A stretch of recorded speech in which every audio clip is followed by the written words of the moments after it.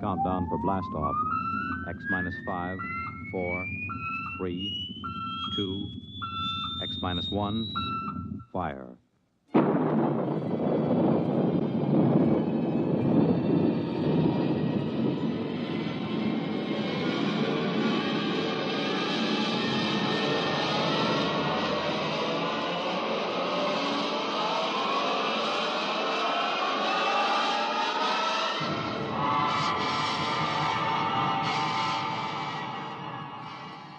From the far horizons of the unknown come tales of new dimensions in time and space.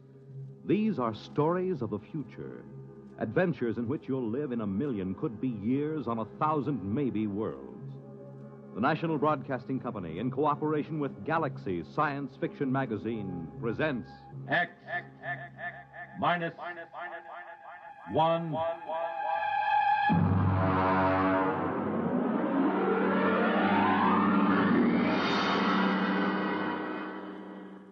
Tonight, Hostess by Isaac Asimov.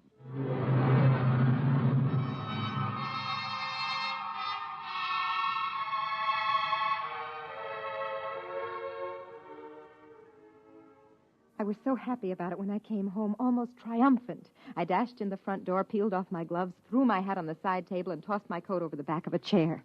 Well, you missed supper. Drake, we're going to have him here. Who here? What are you talking about? The doctor from Hawkins Planet. Didn't you realize that was what today's conference was about? When you say the doctor from Hawkins Planet, do you mean the Hawkins site you've got at the Institute? Well, of course. Who else could I possibly mean? May I ask what the devil you mean by saying we'll have him here? Darling, the Hawkins site would like to stay at a private house somewhere where he won't be bothered with official ceremony, where he'll be able to proceed more according to his own likes and dislikes. I find it quite understandable. Whenever you start using formal sentences, I know you're hiding extreme irritation. Well, you don't seem to be trying to hide it at all. Now, what's the matter? Look, I don't see where we've got room for extraterrestrial visitors. Are you serious? He can stay in the spare room. Honestly, Drake, all we have to do is show a certain amount of adaptability. Sure, just a little adaptability. The Hawkins site breathes cyanide. We'll just adapt ourselves to that, I suppose. He carries cyanide in a little cylinder. You won't even notice it. Mm-hmm. And what else is there about them I won't notice? Nothing else. They're perfectly harmless. They're even vegetarians. Well, what about us? Do we eat meat ourselves, or will that make us look like cannibals to him? I won't live on salads to suit him, I warn you. Drake, it means very much to me. Well, why? Because if he stays here for any length of time, I can study him real closely. Very little work has been done on the biology and psychology of the individual Hawkins site or of any of the extraterrestrial intelligences. Surely you must see the opportunity. He stays here. We speak to him, watch him, observe his habits. Look, I've spoken to men who are in charge of security groups watching various Hawkins site missions on Earth. The missions stay in the rooms assigned to them. They don't leave for anything but the most important official business. They have nothing to do with Earthmen. It's quite obvious that they're as revolted by us as I personally am by them. Drake, he's a doctor. He's coming here for medical research, and I'll grant you that he probably doesn't enjoy staying with human beings and will probably find us perfectly horrible. But he must stay just the same. All right. Have it your own way. You sure you don't want any coffee? No. Drake, you're not angry about this, are you? No, I'm not angry.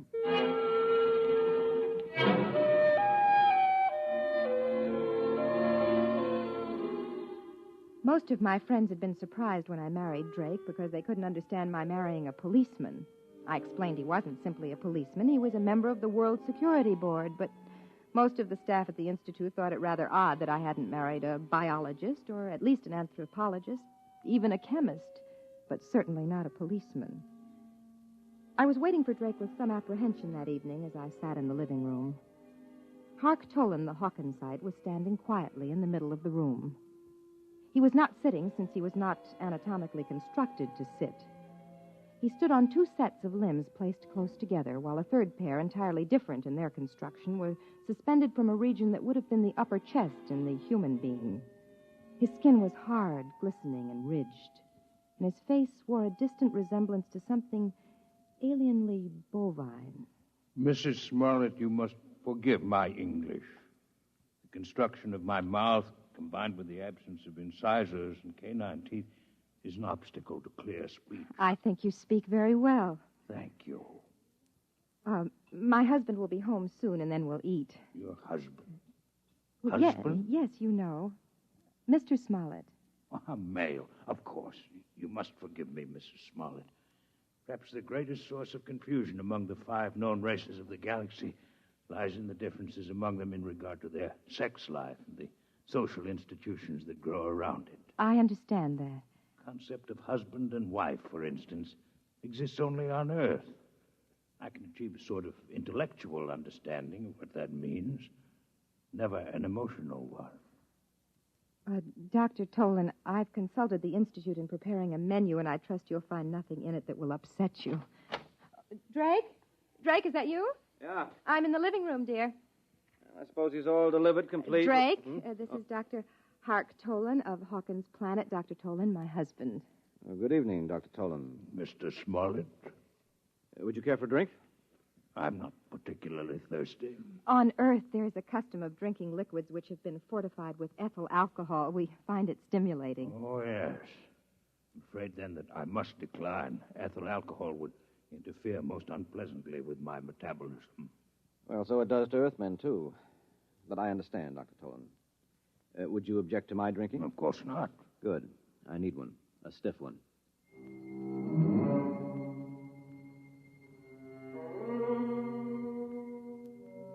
He stood at the table. I tried not to look at him as he ate. His wide, lipless mouth split his face alarmingly as he ingested food, and in chewing, his large jaws moved from side to side. There was evidence of his ungulate ancestry. I found myself wondering whether he would chew his cud later, and then I was afraid that Drake would get the same idea and leave the table in disgust, but he was taking everything quite calmly. I imagine, Dr. Tolan, that the cylinder at your side holds cyanide. Quite so. Pure cyanide? I hope you are not considering possible danger. I know the gas is highly poisonous to you, and I do not need a great deal.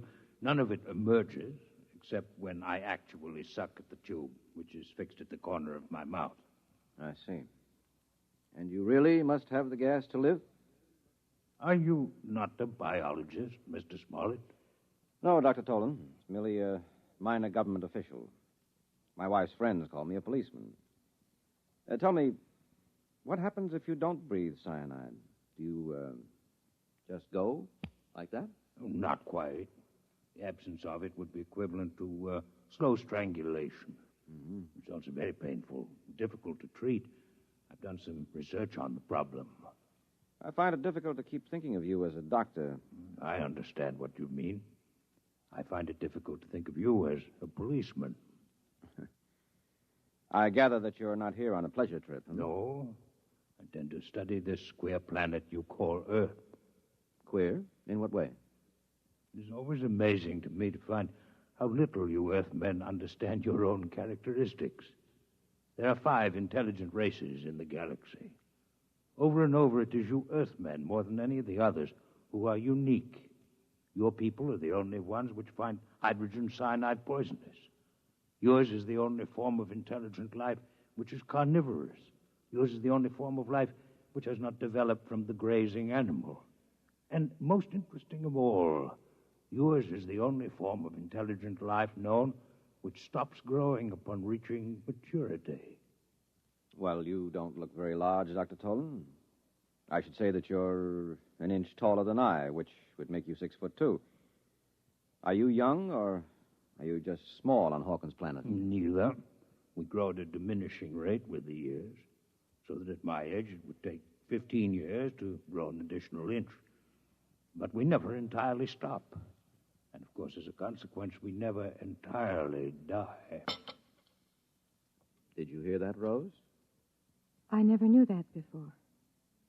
You mean people on Hawkins Planet are immortal? No people are truly immortal.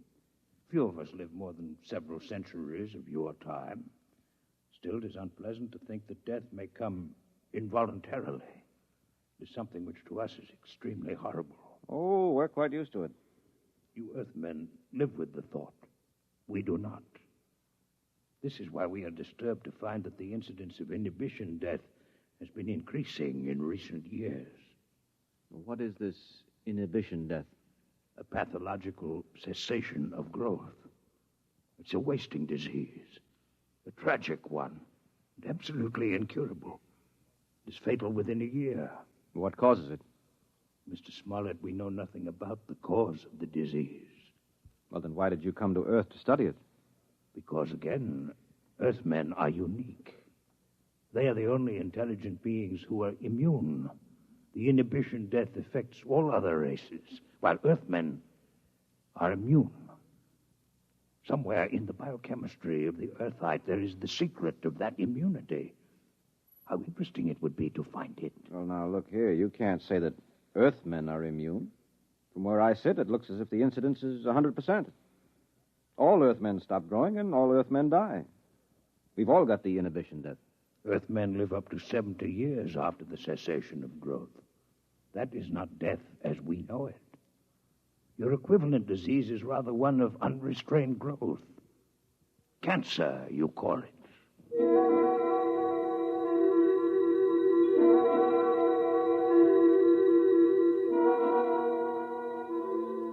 Drake was being pleasant to Dr. Tolan. I wasn't sure whether it was for my sake or for his own. Drake has never gone out of his way to please me. Sometimes when I'm gloomy, I look at him across the table and ask myself, why did he marry me?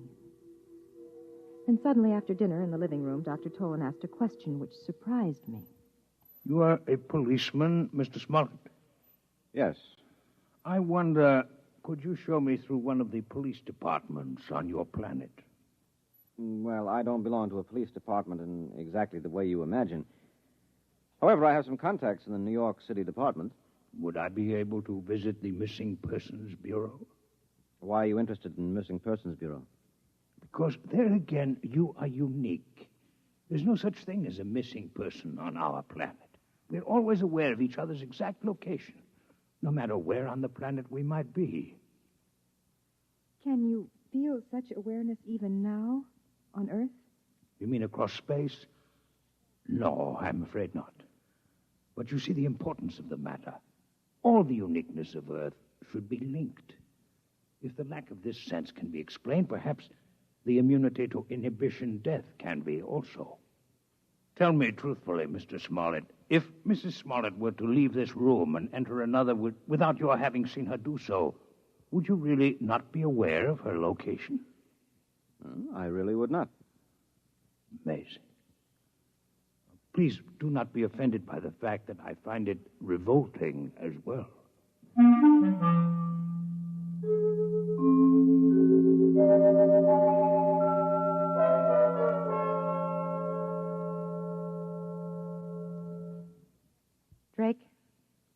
Drake. Yes, I'm awake. Why were you talking about the inhibition death to Dr. Tolan? I'm taking an interest in your work, Rose. You've always wanted me to take an interest. I'd rather you weren't sarcastic.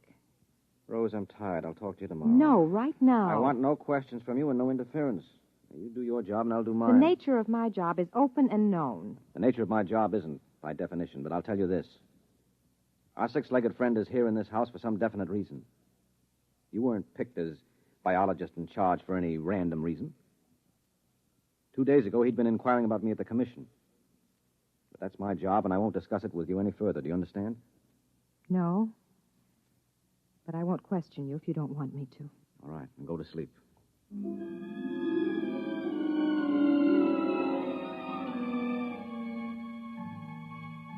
I lay stiffly on my back, and the minutes passed and the quarter hours. I was trying to fit the pieces together.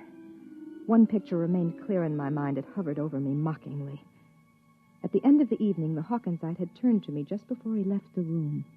Good night, Mrs. Smollett. You're a most charming hostess. I wanted to giggle then. How could he call me a charming hostess? To him, I must have been a horror, a monstrosity with too few limbs and too narrow a face. But then I saw Drake. He turned white. For one instant, his eyes had burned with something that looked like terror. I'd never before known Drake to show fear of anything, and the picture of that instant of pure panic remained with me until all my thoughts finally sagged into the oblivion of sleep. I remember one question that nagged at me through the haze. Why did he marry me?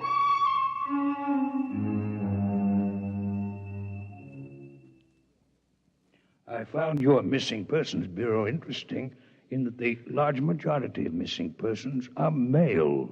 Oh, well, that's not mysterious, Dr. Tolan. You simply didn't realize the economic setup we have on Earth. My wife is an example of the minority of women who are capable of making their own way in the world. Would you call the Missing Persons Bureau of New York a fair sampling of such cases in the planet at large? Yes, I should think so. Is there then an economic explanation for the fact that since interstellar travel has been developed, the percentage of young males among the missing is more pronounced than ever? Well, that's even less of a mystery than the other. Nowadays, a runaway can hop the nearest space freighter. They're always looking for crewmen. No questions asked. It's almost always young men in their first year of marriage. Well, that's just the time a man's troubles seem the greatest. If he survives the first year, there's usually no need to disappear at all. Would it offend you if I disconnected for a period of time? Disconnected? It's like sleep. Oh. I hope you haven't had too exhausting a day. It's just that I've been absorbing so many new and unusual concepts that I feel a desire for a little disconnection.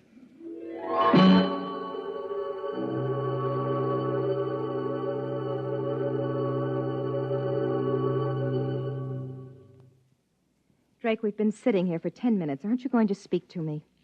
About what? Last night you said you'd speak to me tomorrow. Well, I'm ready now. I thought it was agreed that you wouldn't question me about my business in this matter. I think it's too late for that. I know too much about your business by now. What? What do you mean? Drake, let go of my arm. What are you talking about? Dr. Tolan thinks that Earth is spreading the inhibition death purposely. That's it, isn't it? Where did you get that idea? It's true, isn't it? I want to know exactly why you say that. Don't play games with me, Rose. This is for keeps. Why don't you ask Dr. Tolan? He's an outstanding worker in the field. I looked over his papers this afternoon. And what are his theories about the origin of the disease? Try to remember, Rose. I think he blames Earth, but I think he admits they know nothing about how the disease is spread. Well, I'll find out about this right now. Drake, what are you going to do? What's that? It's my gun. I'm going to ask him a few questions.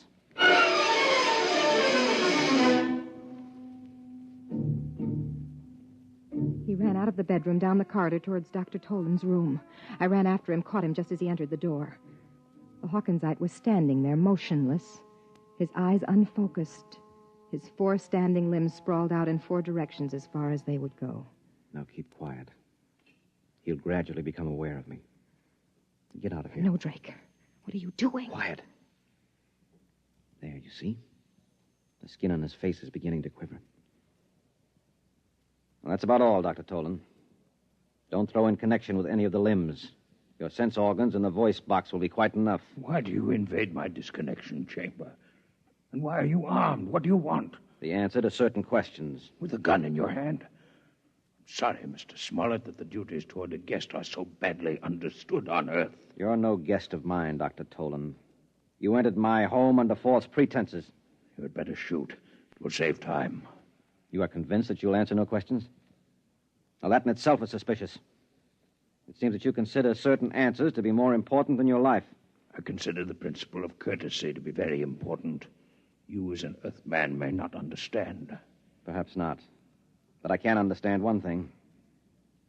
Your cyanide cylinder. Suppose I pull it out of your mouth. Rose, hold your breath until I close the valve. There. All right, Tolan.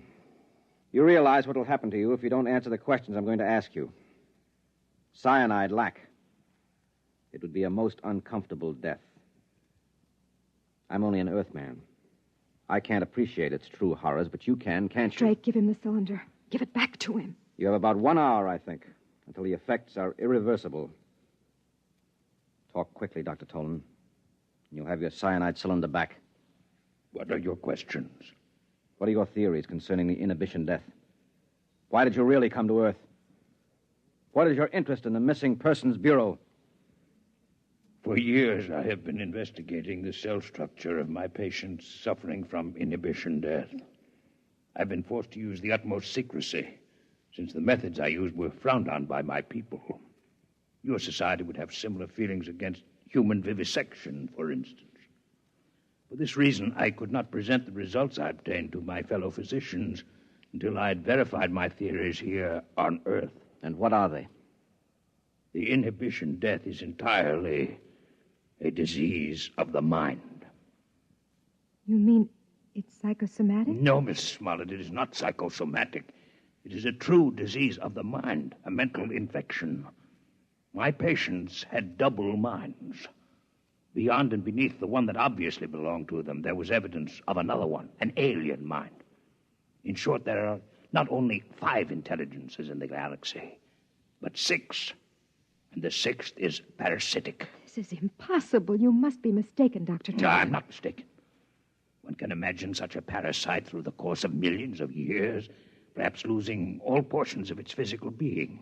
It will become nothing but pure mind, living in some mental fashion we cannot conceive of on the minds of others, particularly on the minds of Earthmen. Why particularly Earthmen? Have you not surmised that the 6th intelligence is a native of Earth? Mankind from the beginning has lived with it, has adapted to it, is unconscious of it. It is why the higher species of terrestrial animals, including man, do not grow after maturity and eventually die. And it is what is called natural death. It is the result of this universal parasitic infestation.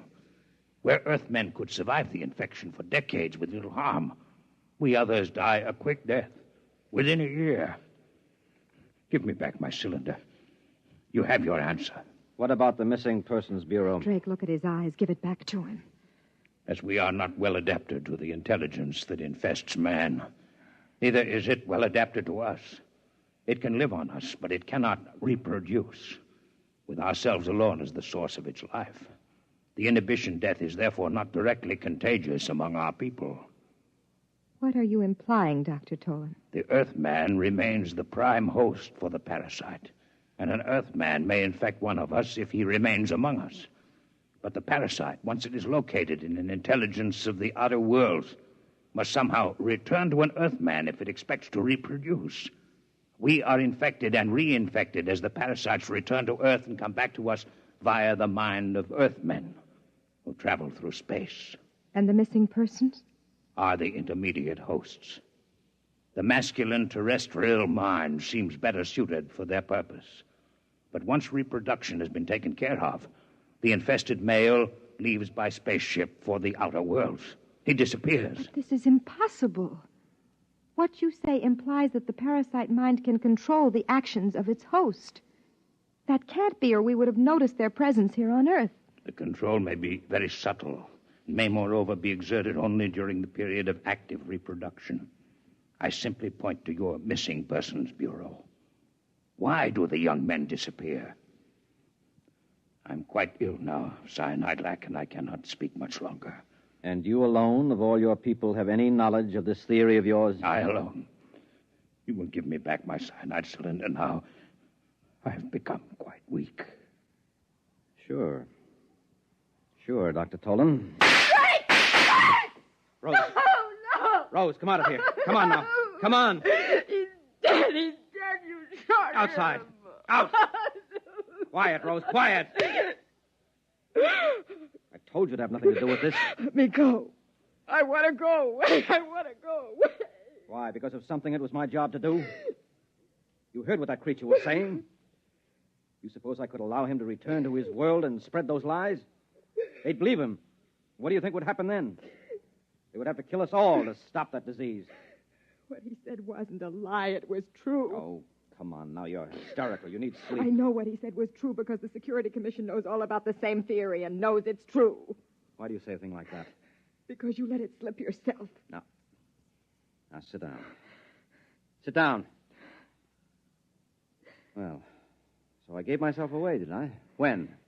You turned white when Hark Tolan referred to me as a charming hostess. Hostess has a double meaning, Drake. A host is one who harbors a parasite. Well, I had no idea I was so transparent. Look, Rose, I've done my best to keep you out of this. The truth can't be held down forever. Somebody else will find out. You can't kill them all. We know that, too. We have no choice. Why? Why can't we combine with the other intelligences and wipe out the parasite? No, you don't understand. Hark Tolan was right. Man and his prehistoric ancestors have been living with this parasitic intelligence for uncounted ages. We've not only become adapted to it, we've become dependent on it. It is no longer a case of parasitism. It's a case of mutual cooperation. You biologists have a name for it. What are you talking about? Symbiosis? Yes, exactly. We have a disease of our own, remember? It is a reverse disease, one of unrestrained growth. We've mentioned it already as a contrast to inhibition death. It's all very well to say that if we could remove the parasite, we would have eternal growth in life. But it's impossible for us. If for any reason the parasitic intelligence, as Hark Tolan calls it, does leave the human body, or if its relationship to the human mind is in any way impaired, growth does take place, but not in an orderly fashion. We call the growth cancer, and there you have it. There's no way of getting rid of the parasite. We're together for all eternity. To get rid of their inhibition death, extraterrestrials must first wipe out all vertebrate life on Earth. There is no other solution for them. So we must keep knowledge of it from them. Now do you understand?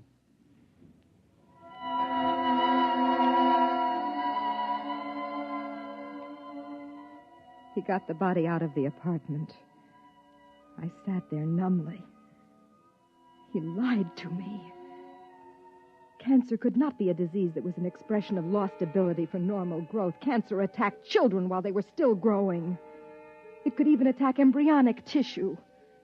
Cancer had nothing to do with the presence or absence of normal growth.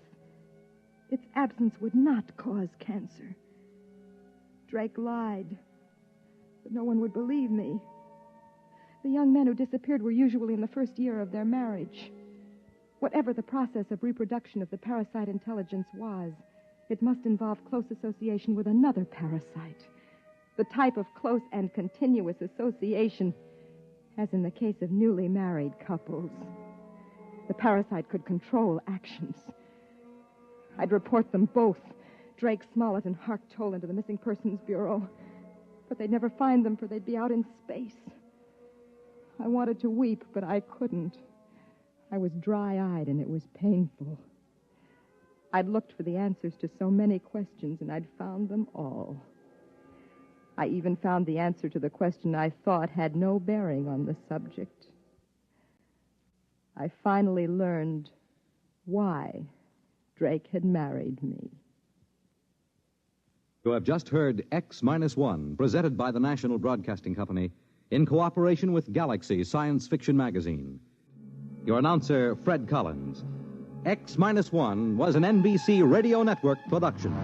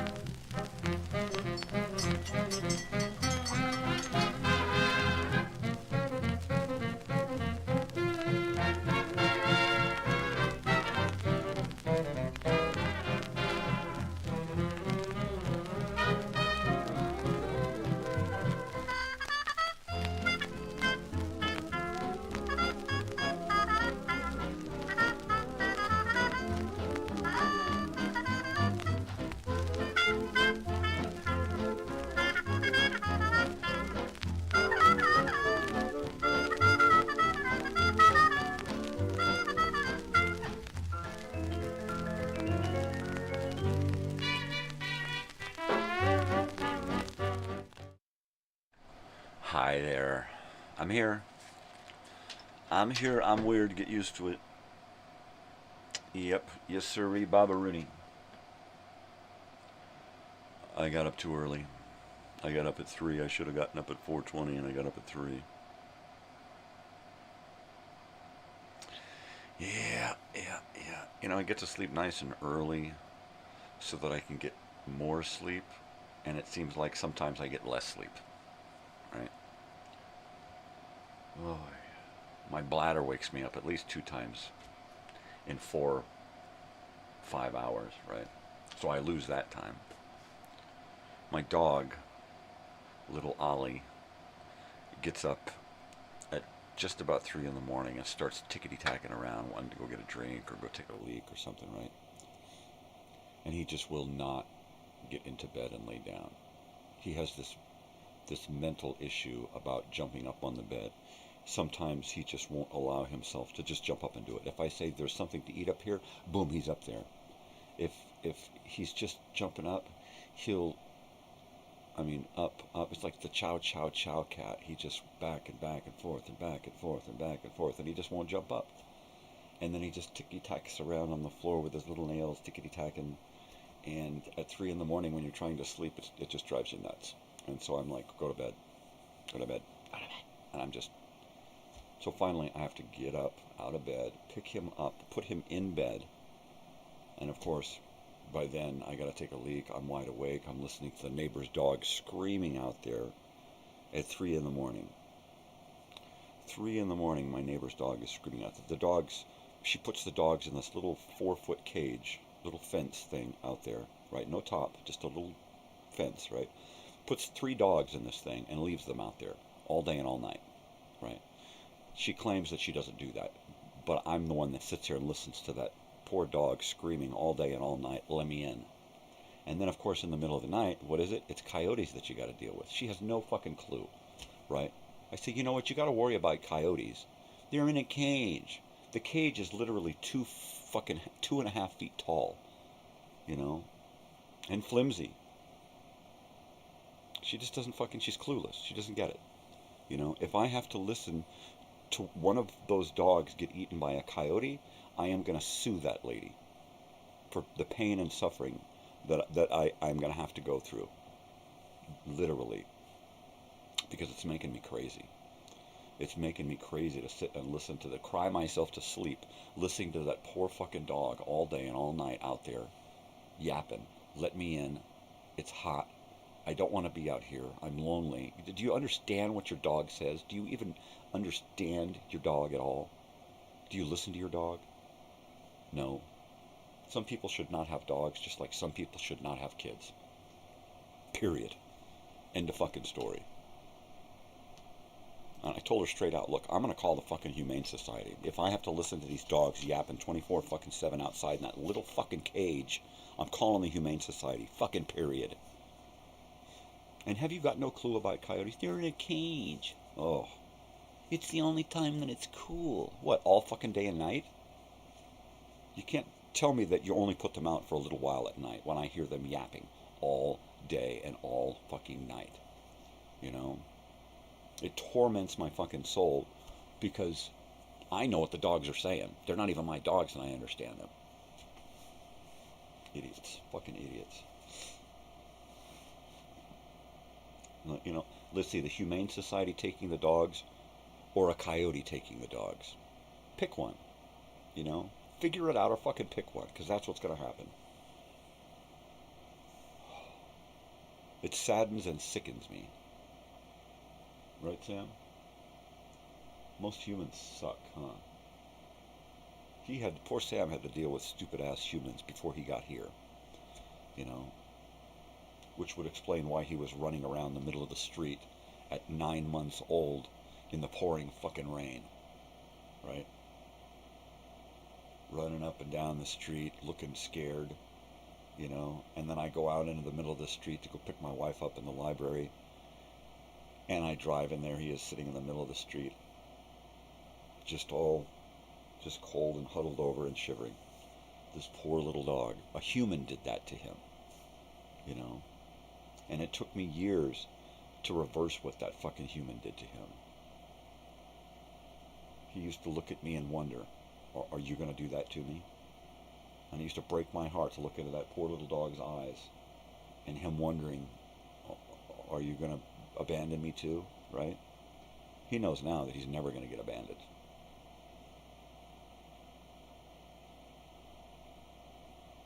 But it just fucking makes me want to bawl my fucking eyes out listening to that poor little dog out there screeching. Little dogs, right? You put a German Shepherd out there and you fend off a couple of fucking coyotes, no problem. You put a little dog out there, even 3 little dogs, they're just fucking a smorgasbord. That's it. They're a buffet.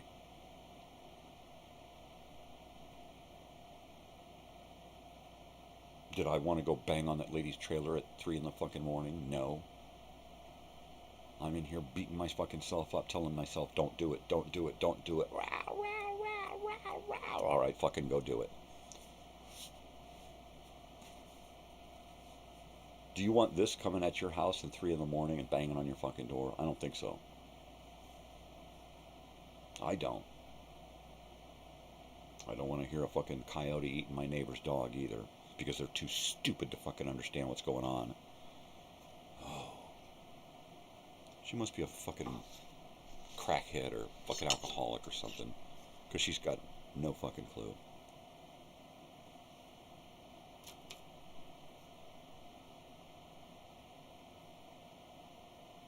I did not just hear another bark.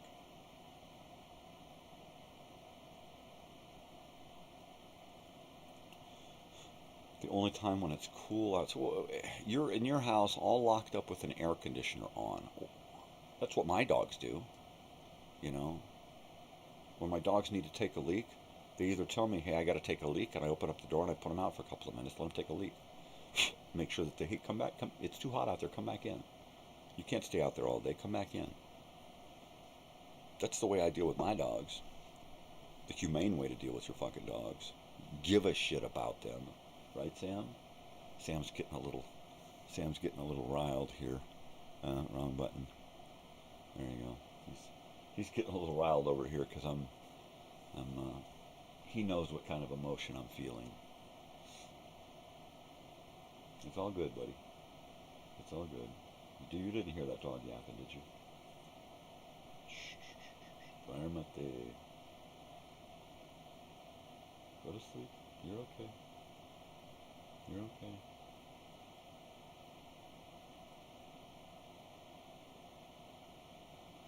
In fact, we couldn't discipline Sam when he first got with us. We couldn't discipline him at all.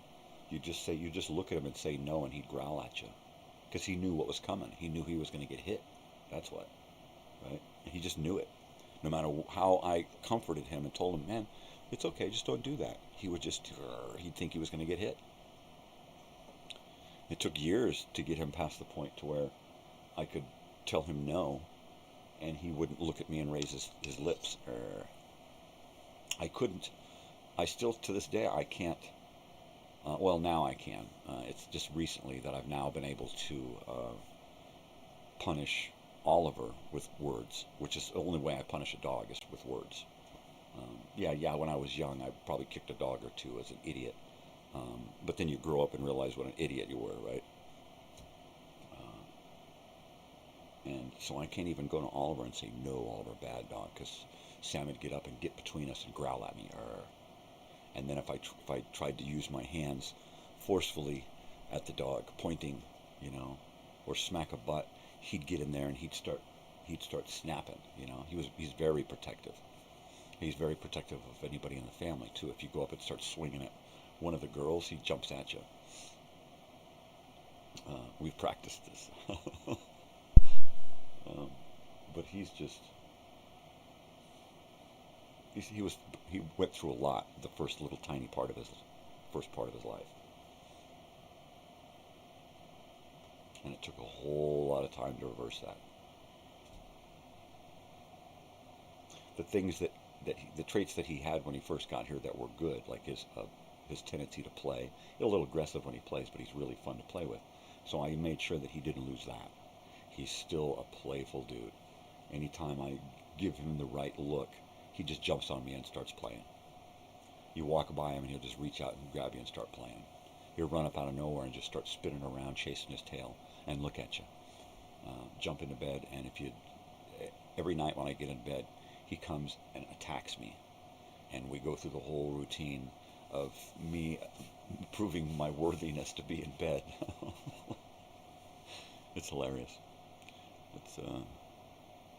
And he's seen the other dogs come into the house, and nobody comes into the house and leaves, right? People, animals, they come into the house and they stay for the most part.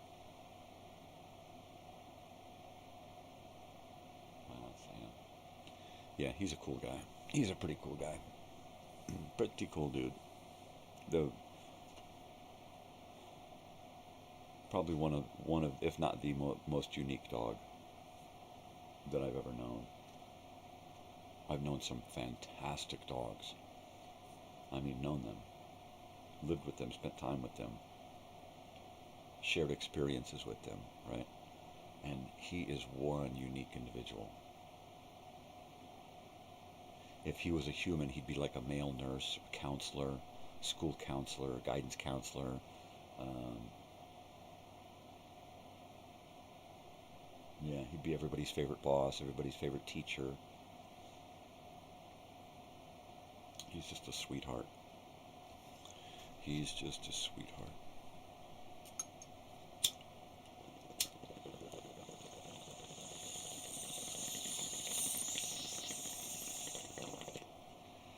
Yeah. So, I finished off the video portion. I call it the video time machine of tomorrow night's show. And it's an hour-long video time machine, which was, it was kind of easy to put together. Coming up with some kind of plan. It's kind of a haphazard plan. But I wanted to kind of bounce around in the 20s and 30s, which is where the nighttime nonsense and nostalgia show is. And then I wanted to play around in the 70s and 80s, which is where I first learned about the 20s and 30s. In the 70s and 80s, we watched a lot of 20s and 30s on TV. Because back when there was only a few channels, you know, back in the 70s, that's what you had. They were starving for content. So you could turn on the TV in the middle of the night, and rather than see snow, they would put on an old Western, an old Eddie Cantor movie, some W.C. Fields, Laurel and Hardy, that kind of shit, Little Rascals. So that's where I started learning first about the 20s and 30s. Flappers and Model T Fords and that kind of shit. So that's kind of where the show is at. So I wanted to just kind of use the video portion of the show to kind of span that time period from the 20s to the 80s, right?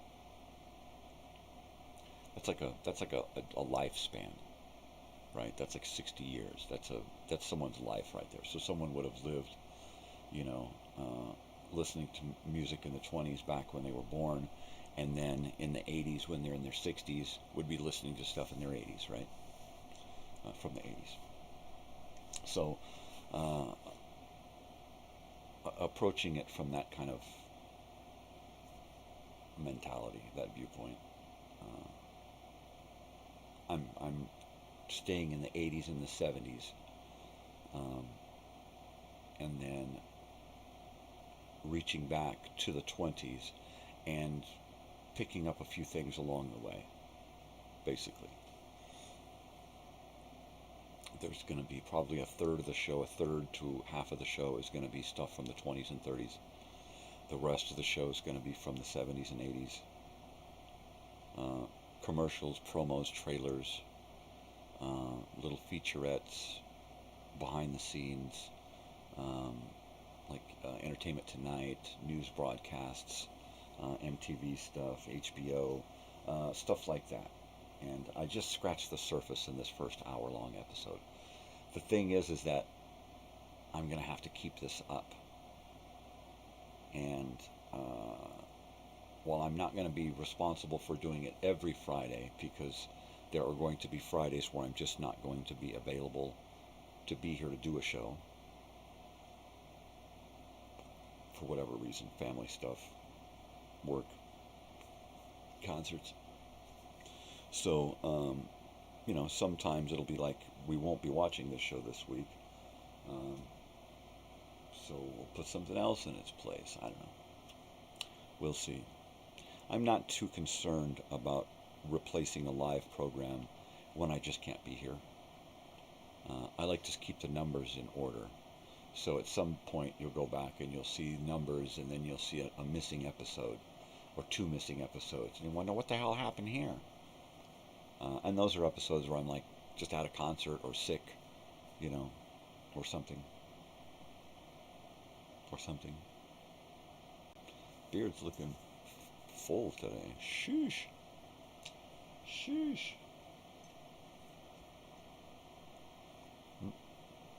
Oh, I cannot abide cold coffee. Let me go pop this in the nucleator. I'll be right back.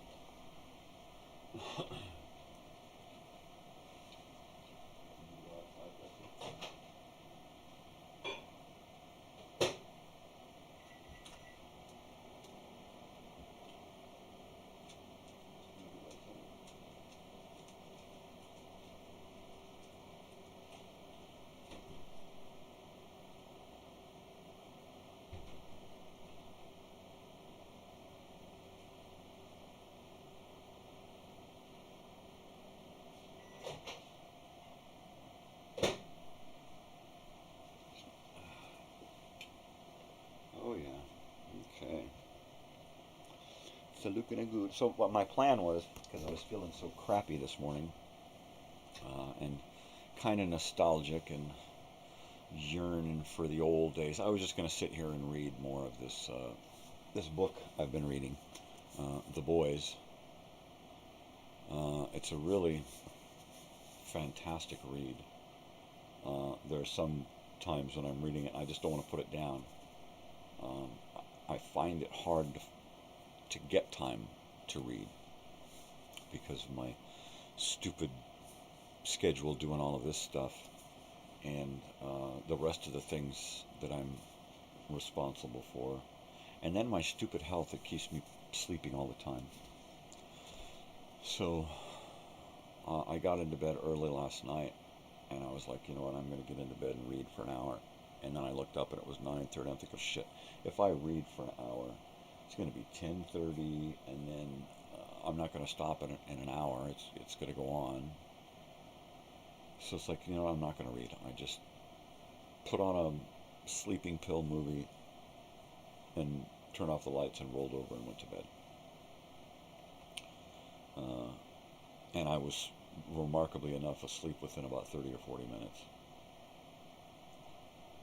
Of course, it only lasts about an hour or two before I got to get up, take a leak, and then fight to get back to sleep. And then the dog tickety-tacking around on the friggin' floor at 3 in the morning. Jeez, stole my last hour. I was going to sleep a good another. I mean, I had to take a leak, don't get me wrong. But it was like, you know what? I can hold it, and I can just go back to sleep and not worry about it. And then that dog, tickety-tack. Tickety-tickety-tackety tick. Oh, man. Oliver, go to bed. Sorry. And it was just, I kept telling him, and he just would not. And then he would freeze. And I'd go to start dozing off, and then tickety-tack. Oh. It's hardwood floors with dogs. That's the only bummer. That's it. That is the only bummer. The sound of those little claws tickety-tacking around just drives me nuts. You know, any other time of the day or night is fine, but when I'm asleep, it's hard enough to sleep with insomnia and pain, and then there's these external stimuli that just keep poking and poking and poking. And I can't blame the dog. You know, I was like, I had to get up, pick him up, put him in bed, all right, go lay down, go to bed. And this dog here keeps looking at me like, why do you keep saying dog language stuff? You're okay, buddy. sure you're okay, buddy. Come in close. I don't have to do anything. I don't have to get any more coffee or anything. So you can just come sit right in here with me, buddy. There. Hi.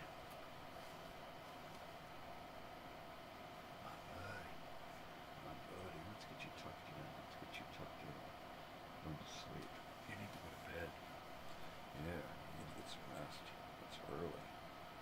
We usually sleep a couple of more hours during the day.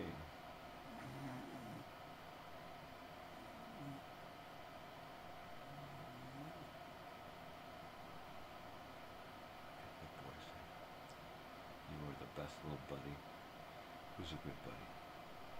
Sam's a good buddy. Sam's a good buddy. He's upset because I've been talking about biscuits and gravy. His buddy. I can't say his name because he's already a little perturbed. Why do you keep talking about him? He's not even here to defend himself. Am I going to have to get up and whoop some ass?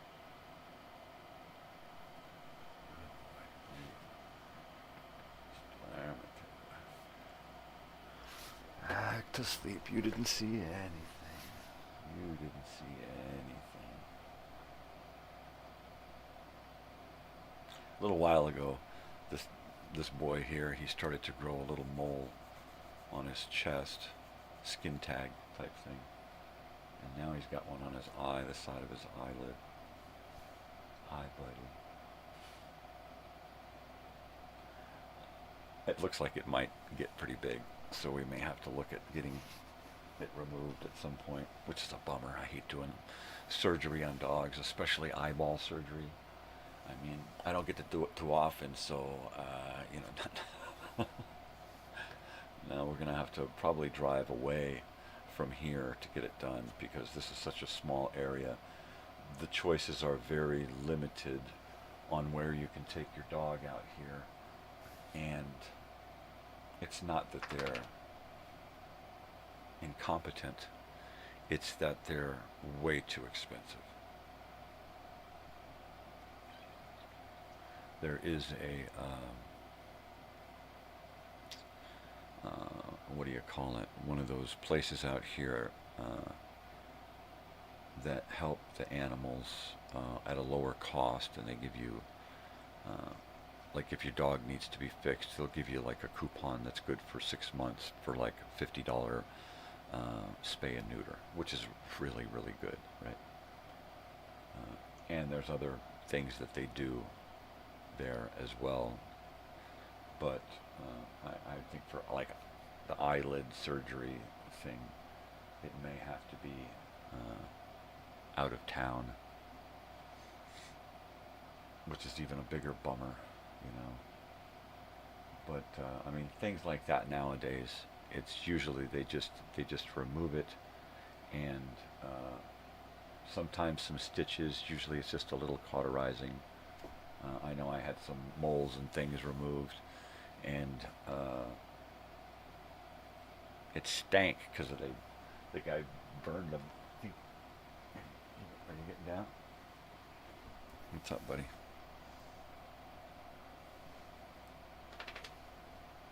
You want to go to bed? I think he might want to go to bed. So let me take him and put him with my daughter.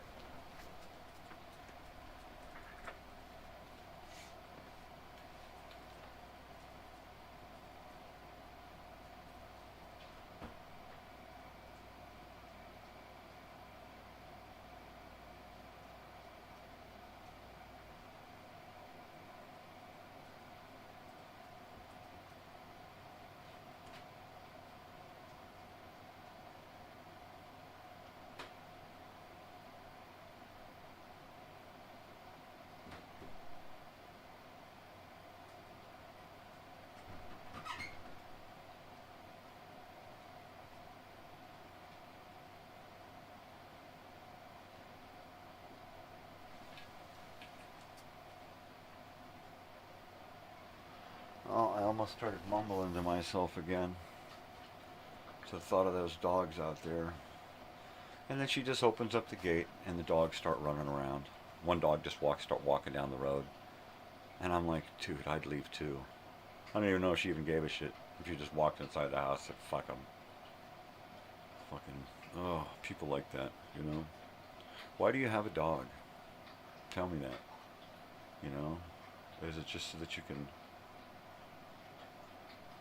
have this thing in your life that you can abuse and neglect? Come on. And don't be so blatant about it. Jeez, and then pretend like you're not doing anything bad. Give me a break. It's a fucking tiny little cage with 3 dogs in it. And they're just sitting there. And you walk by, you say anything, you know. You open a window, and they just start screaming, "Somebody help us. Somebody please. This lady's crazy. She don't give a shit about us."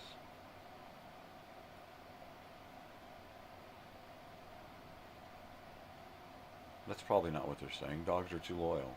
They just want to be inside with her. That's all they want. They want to be in there with her. And if she don't want them around, well, maybe she don't deserve them. Right? All they want is her. And all she wants is for them to be outside yapping. And then she goes in there and what? Drinks, passes out, takes some pills. I mean, I don't know what the hell. She ain't dealing with her dogs. All night long.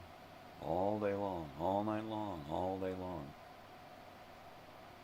You can't tell me it isn't so. I sit here, right here, and listen to it. Oh. I'm so sick of having to listen to myself talk about it, right?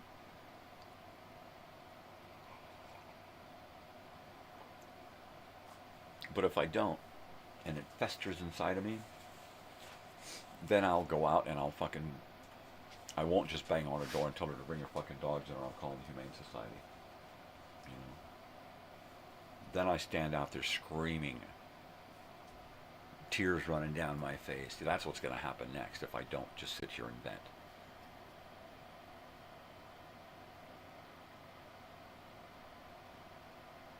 She just doesn't get it, and she doesn't understand what her dogs are saying. How can you have dogs and not know what they're saying? All my dogs have to do is walk up in here and look at me and give me a look, and I know what that look means. You need food, you need water. It's not that look, it's a different look. Okay, you need me to open the door. You need me to do this, you need me to do that.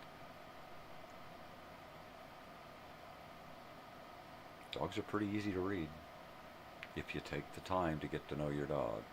If you just have them around, you know, so to have another heartbeat in the house, I mean, come on. That's sad. They're friends, they're buddies, you know. Treat them that way. Oh my God, would you totally shut up about those dogs? Let's see, I've got paperwork to do today. I've got to run it into town. Well, the girls are going to go into town, so they can run it into town. I still got to put a weekly schedule together. My gosh. I've got to do... The video's finished and uploaded for the video time machine. So, and so far it hasn't gotten any copyright. Well, it got a whole bunch of copyright hits, right? But I don't monetize my channel, and as long as I never do, I'm fine. One of the songs or video portions in it is unavailable in Russia. I don't know for what reason. So, other than that, there's, well, I don't know, I think it was 8 to 10 hits that were, they don't affect none of these things affected my channel, which was cool. Of course, that's not always the case. Somebody may come along later and say, "Oh, you can't use that. I'm already using that." Of course, they don't own the copyright on it. They're just going to claim they do because they want people to come to their channel only, right? It's like, and how can you be so greedy like that, right? When you've got like literally tens of thousands of subscribers, and I've got like 150. I mean, and you're going to pick on me over a movie that's obviously not yours. What's he talking about? Yeah, somebody gave me a copyright hit on a movie that wasn't mine, but it was obviously not theirs. Fucking dog. Siempre. I'll be right back.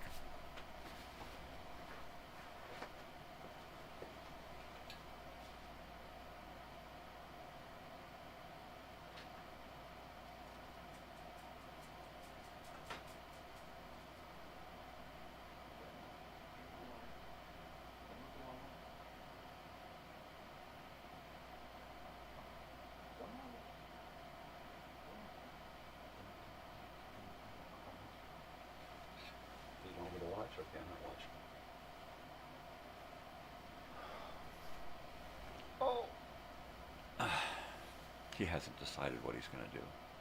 He's standing in there looking at the water bowl. There's water in it. Goober. Goober! Yeah. I just don't know, man. I don't know, man. I don't know.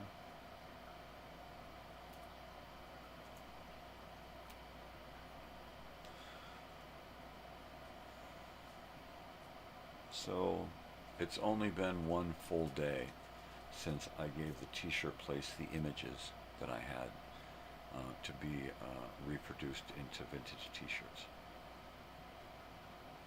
So, I don't expect to hear anything for a few more days, maybe not even till next week, because I'm just not a pushy, rushy guy. And then I'm hoping that when I go over there and say, yeah, this is going to work, let's do this one, I can get them to just charge me for the ink, right? So that I can just get some mock-ups or some shirts to wear on the show and say, hey, this is what's going on, and something to display for sale. And if I can have them actually hanging here behind me, rather than in some little mock-up picture with a t-shirt with the logo superimposed over the photo, right? I think it's going to look less like a scam, which of course some people want to claim, oh, this is just a scam, he's just trying to make money. Well, my channel is not for making money. Facebook is not for me for not making money. It's the reunion is not for making money. I've got to raise money for the thing, but it's not for me, right? Some people, you know, they transfer their own greed onto other people, and it just, you know, give me a break. Please to be giving me breaks now, please. I just don't dig it, man. I just don't dig it. Look, do I look like a greedy guy? Do I look like somebody who sits around and worries about money? I don't think so. I don't think so. I don't, you know, I lead a pretty Spartan life, aside from all of the vintage crap that I collect for a pittance. Because that's all I can afford. I can't afford a new shit, so I just buy old crap, fix it up. But at least the old crap is still worth something. The new crap ain't worth crap. As soon as you take it home, it's ready for the landfill.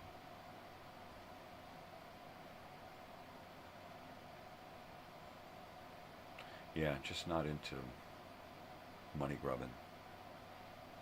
You know, if I were, well, I do a lot with this channel. But I'm just, no, this channel's for me to have fun, to share things that I like, you know, and see if anybody else likes it. That's it. That's all. Leave a bunch of video stuff for my daughter to go through, you know. Yeah, it's gonna be great.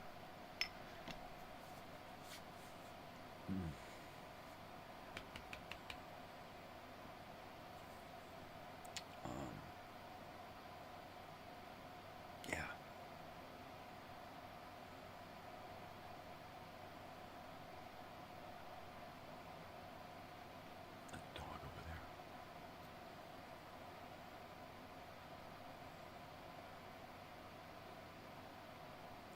He's a loyal buddy. He's like the best buddy.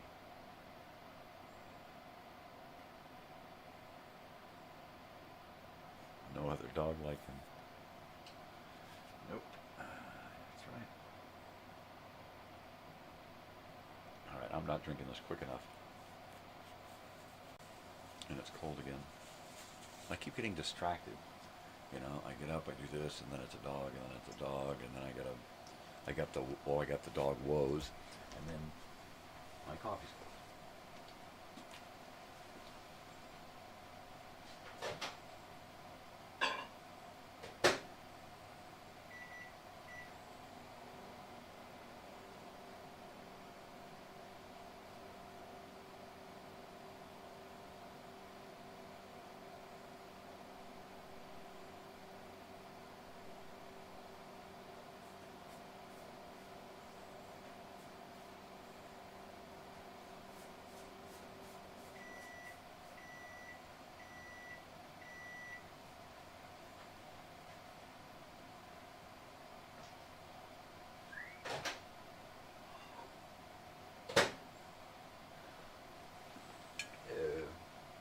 My gosh.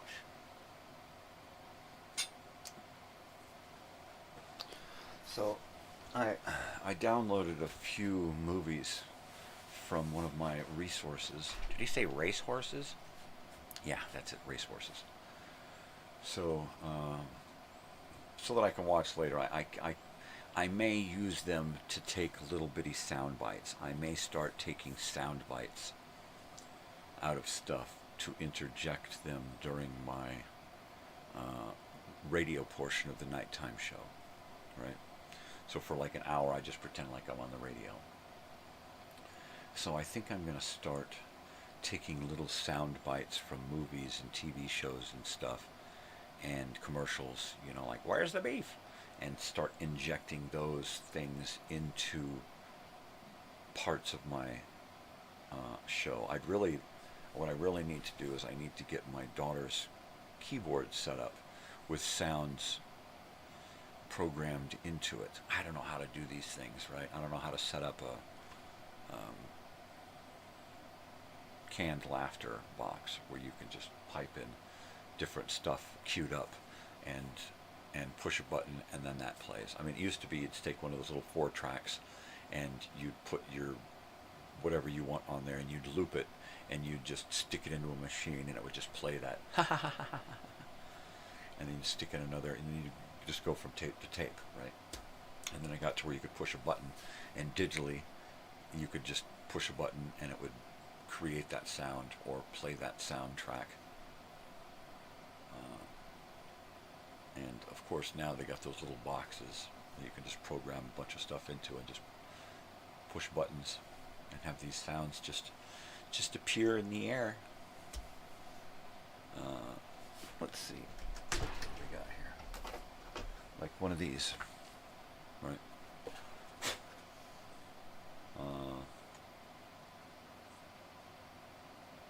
It would be really nice to be able to use one of these with what I have. I've tried to plug these things in, but I get a static. So I don't get that with my old analog mixer. I can plug my old analog mixer into this thing, and it doesn't give me a static issue. I can plug a condenser mic into this, a battery-powered mic. I don't know that it'll take a dynamic mic. I'll have to check these things out. Yeah.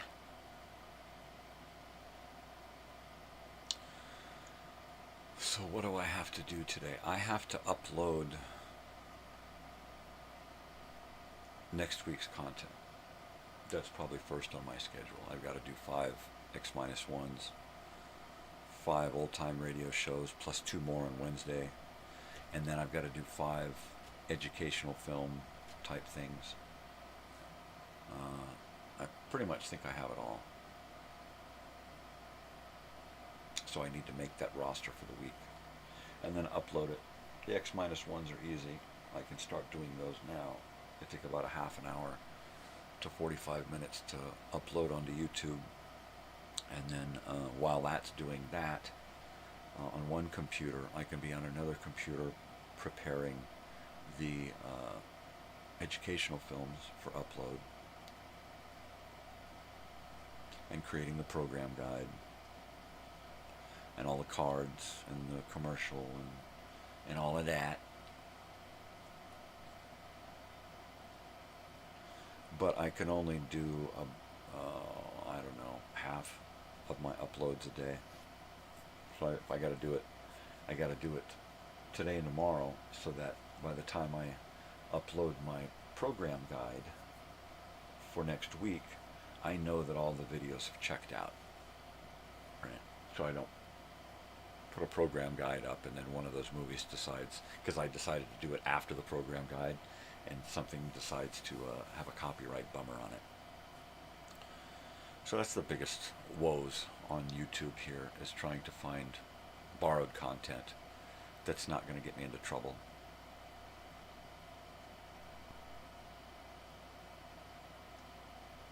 I found this great little 1-minute commercial entitled VD is for everyone, or everybody, VD is for everybody.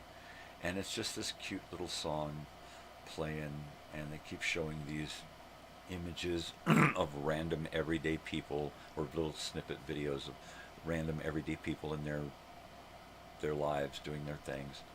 And of course, because anybody could have it, of course, I don't think I ever saw like a priest. But he could have it. He could have gotten it from his parents, right?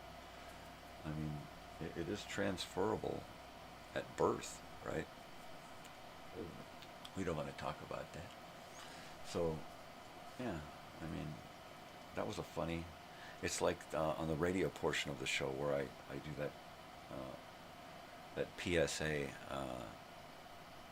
don't smoke crack. That's bad for your teeth. That's a funny one, too. I need to find more crap like that. And I need to create some of that old-timey shit that I can't find, just try to recreate it, right?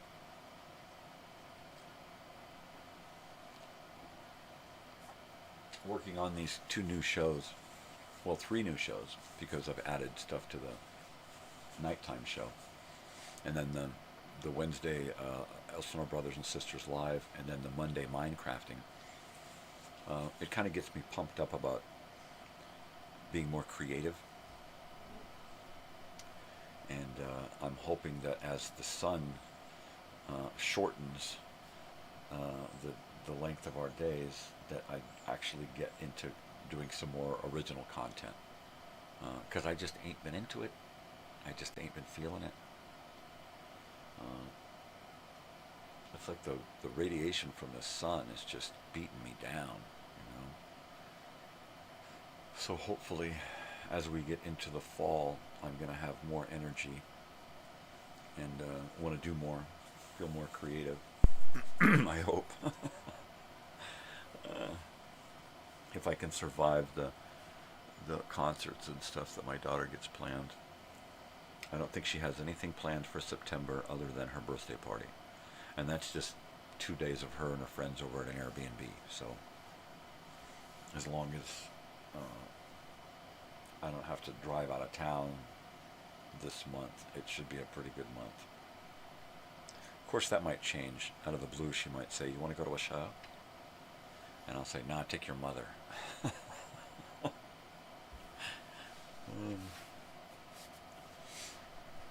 No, really, I'd really like to get them to go to a show right here at Acrisure, or at the show at Agua Caliente. Yeah, that would be cool. I think the next show they're doing together, we're all doing together, and that's in November. I think that's Los Tigres del Norte, one of my wife's favorite Mexican bands. So that should be fun. And then after that, I don't think my daughter's got much going on. I hope she doesn't plan too much, because this university stuff is really kicking her butt, So, yeah. she just has to find her niche. You know, she was off all summer. She's got to get back into the swing of things. You have to get into a groove. You have to pick a schedule. You know, you got to find the time to do shit. And there's so many distractions nowadays. It's hard to find the time to do the things that you're supposed to do. Right, Sam? Like lick your tail. He stops. What a good buddy. You're a good boy.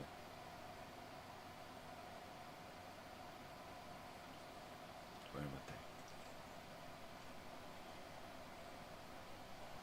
Yeah. So, totally.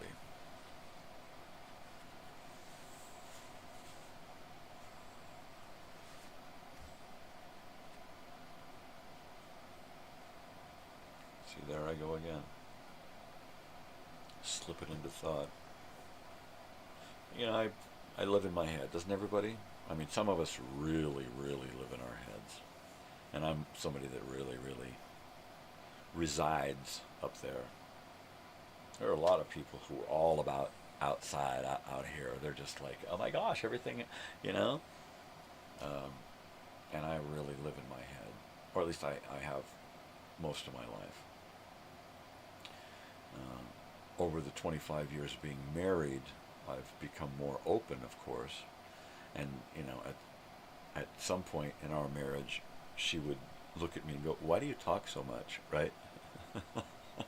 And I would just have to explain to her, well, because I spent decades with nobody to talk to, dear.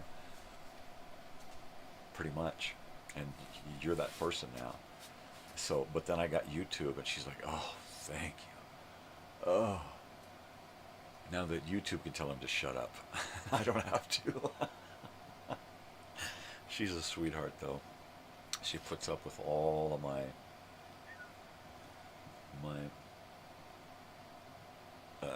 screwballed mental hang-ups. Screwballed. And she just takes it in stride, you know. Could be worse. I could keep it all in, and that would make me a lunatic, which is what I tried to do the first 10 or 15 years, is I just tried to internalize everything. Keep it inside, be stoic, be a tough guy, you know. That ain't the way to do it. That causes divorce. Did he say divorce? Is that mouthwash? Shut up. So, yeah. The having a daughter and a wife really drew me out, so much so that I've had to do this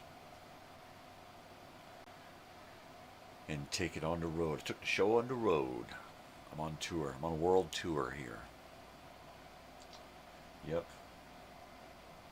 Well, 5 shows a morning, or a week. Yeah, 5 morning shows a week. That's it. That nighttime show was really fun to do every weeknight, but it started to feel kind of stale. So with my daughter needing more internet because of her online classes, I decided, well, let me pick a couple of days where she's not either not here or not on the internet, and I'll do some different stuff. So doing the nighttime nonsense and nostalgia 1 day a week on Friday during my father's schedule. I think he did 5 to 6 or 6 to 7 or so. I think he did 5 to 6. And then being able to change the format a little and add video stuff to it, and having a whole week to work on it. Yeah, it should be a Mo Betta show, basically. I hope. It was fun to make. It was fun to sit down and start watching. I haven't been able to sit and watch the whole thing finished yet. I'm going to do that after a while. I'll probably try to get my wife. I can't get my daughter to watch it. I don't think she's got an hour that she can find a couple of minutes to rub together. So she's just too busy. And I need to make sure that we do everything we can to just keep her busy. You know, just keep doing your thing. Keep doing your thing. What do you need? Let us know what you need. You know, it's gonna be tough enough out there in the world. So, you know, she's got to get as much help as possible when she can, and now is when. Going in.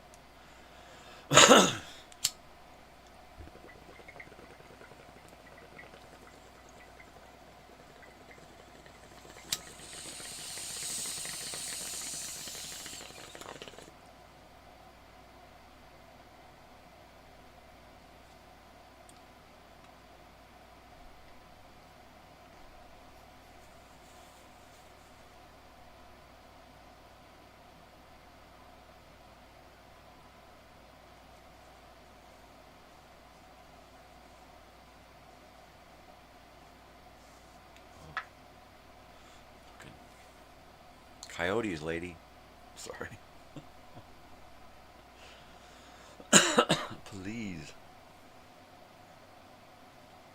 I mean, it literally freaking drives me to tears sitting in bed listening to that dog cry. And then I just get mad. Oh.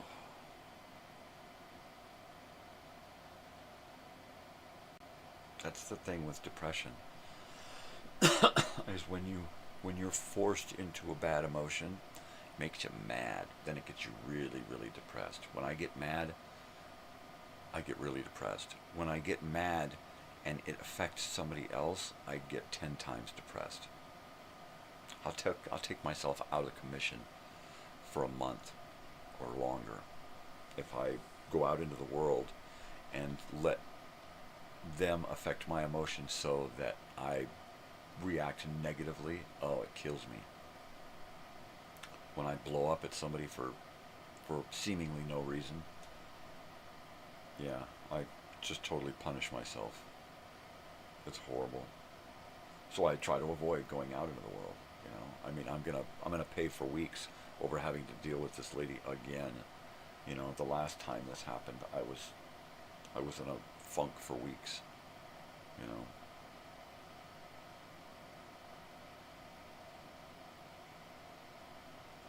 And it's like I want to do something to help, right? And I just haven't got the wherewithal to do anything. You know, I can barely function here because this is all sit down.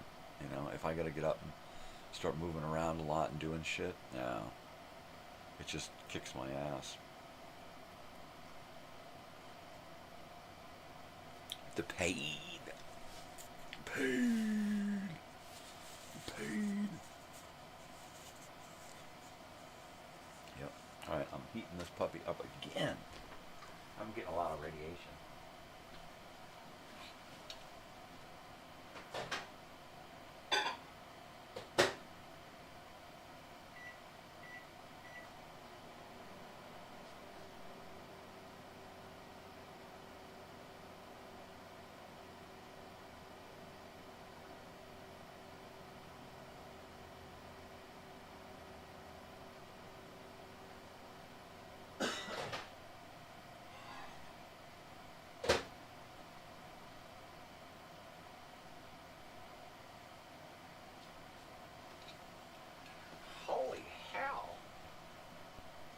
Yeah, man. Fucking A. Ugh.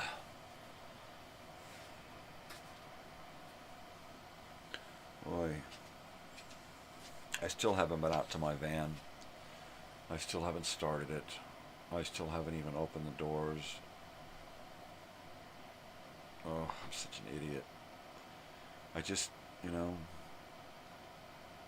that's part of my funk issue, is that I will just completely block out parts of my life in order to save space emotionally, right? And like music frustrates me and makes me depressed. So right now, because I know if I put all of myself into it and then had to stop because of some procedure or something I got to deal with, and it's going to just depress me even more not being able to go forward with it. I go out and deal with my van, take it for a drive, it starts acting up, I'm going to get into a funk over that. So I just block out the things that fuck with me and just try not to think about them. And usually it'll bite me in the ass, like I gotta get out and deal with the van, the battery's gonna die, or, you know, rats are gonna eat it, or fucking who knows what. The gas in the tank will solidify into a brick, who fucking knows. With my luck, it'll be all of it. So, I need to get it started, take it for a drive, get some new gas in it, dump some of that gas stuff that takes care of old gas. It's sitting for a long time is one of its major issues. It used to, before I bought it, it would sit for 6 months out of the year and then only be driven occasionally during the other 6 months. And that's kind of what it is now, because it's a big van. And I just need to get it fixed and drive it and just use it every week. That's it.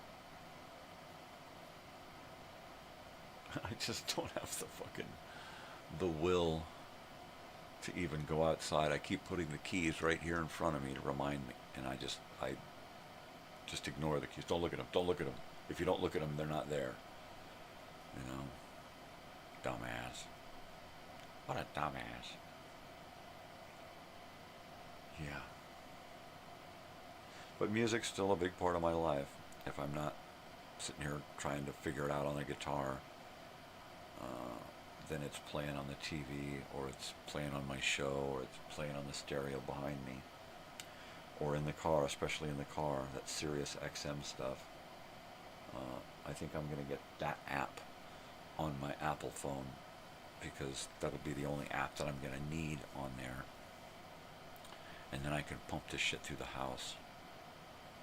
It doesn't always have what I want to listen to on it, but it's nice to occasionally throw on the Grateful Dead channel and listen to an entire concert, right? Or put on the old time radio channel and listen to some stuff that I haven't heard. Yeah. Anyways. Oh, geez, it's only 6 o'clock. Oh, that's right, because I've been up since 3. It feels like forever. Isn't that nice? Isn't that nice? Your little brother, man. Oh, he's gonna get it. They're all too cute, though. I go to punish them, and they just put their ears back and look all cute and smile at me, and it's like, oh, you little bastards. All right, give me a kiss and go lay down. Because, oh.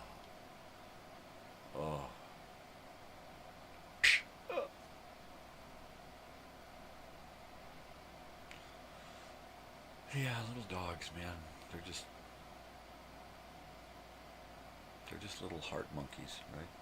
They're just hanging on your heart, little heart monkeys.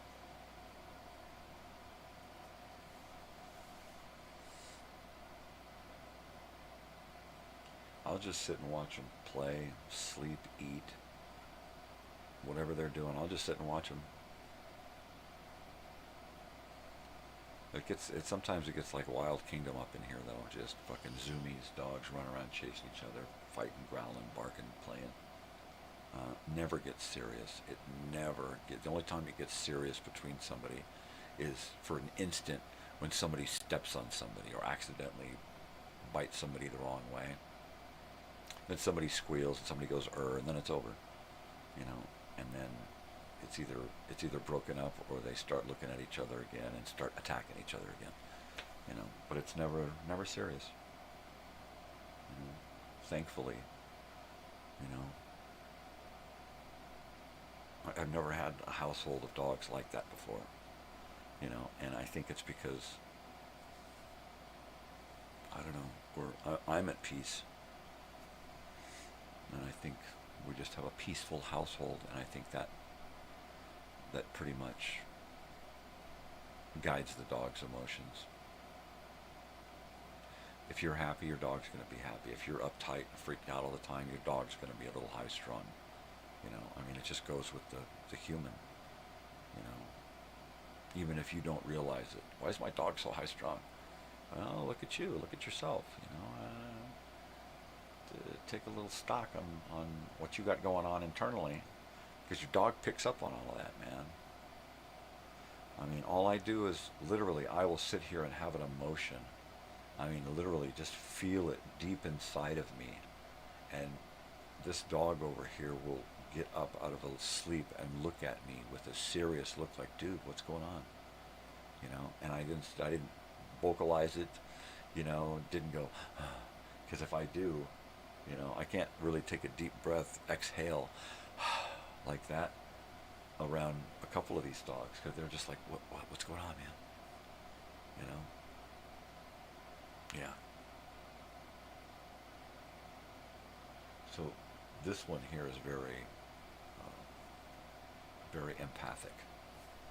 He picks up on stuff and feels it, and he'll just, you know, you're just sitting here feeling, you know, melancholy and forlorn, and all of a sudden he's in your lap, licking your face, giving you a hug. Literally gets in your lap, puts his hands right up here, buries his head down in your neck, gives you kisses, puts his head here. You know, he literally gives you hugs and kisses. If I ask for it, he will come up and give them to me specifically. You know, he's just a beautiful soul, beautiful creature. You know, he kind of changed the whole dynamic of the household, you know, because he came along, and then 2 years later, our dog Charlie died at 17 years old, and then he was alone for a month until we got the little white guy. I can't say names because he'll wake up. So we got the little white guy, and he didn't want anything to do with the little white guy for a week and a half. He would just growl and get up and walk away. And the little white guy was persistent, and they became best buddies.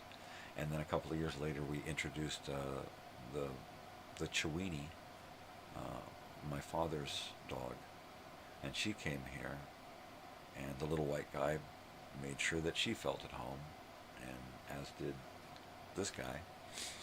And then a little while later, a couple of months later, this big dog showed up to finish off the bunch.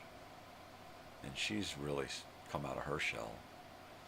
You know, she stayed underneath my daughter's bed for 2 weeks, would not come out. I'd have to drag her out to take her outside to go to the bathroom to eat and drink, and then she'd go back in. And finally, I just said, no more.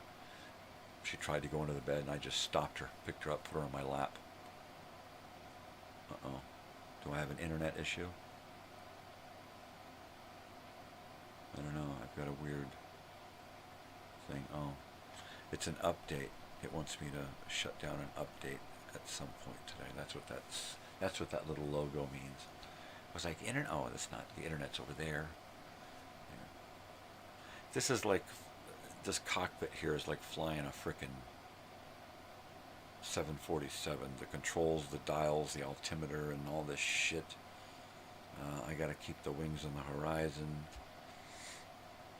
Sometimes I'll look up and my signal is like dead and saying, well, we've just reconnected. I'm like, well, what the hell happened?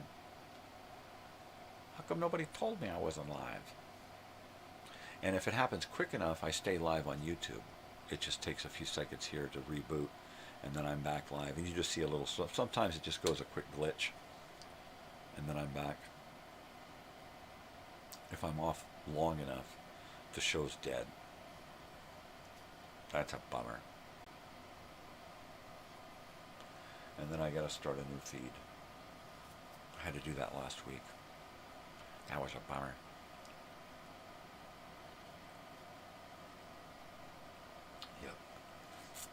Yep. Yes, sirree. Am I not? No way.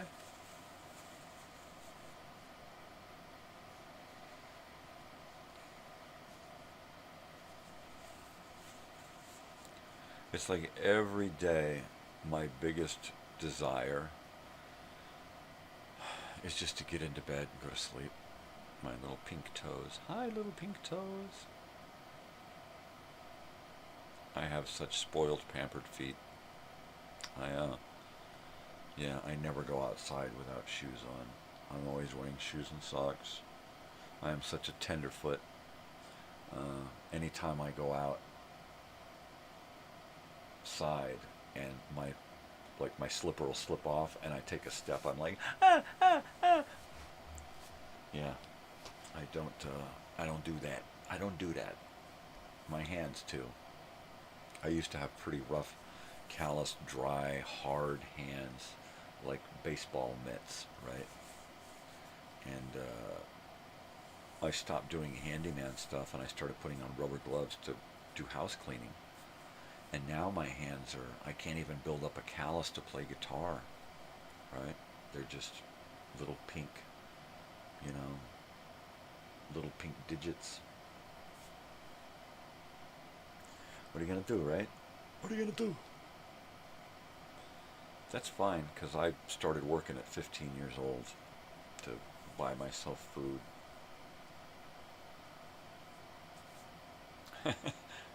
And clothes.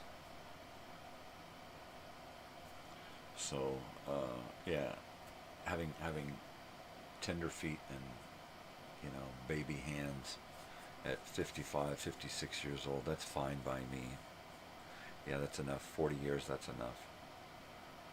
That's enough of dragging my ass around for 9, 10 hours a day, 6 days a week, doing these menial fucking jobs, bringing home a fucking pittance, and then having the government take a chunk of that. Fuck. It's a wonder I didn't fucking kill myself, right? It's a wonder I survived at all.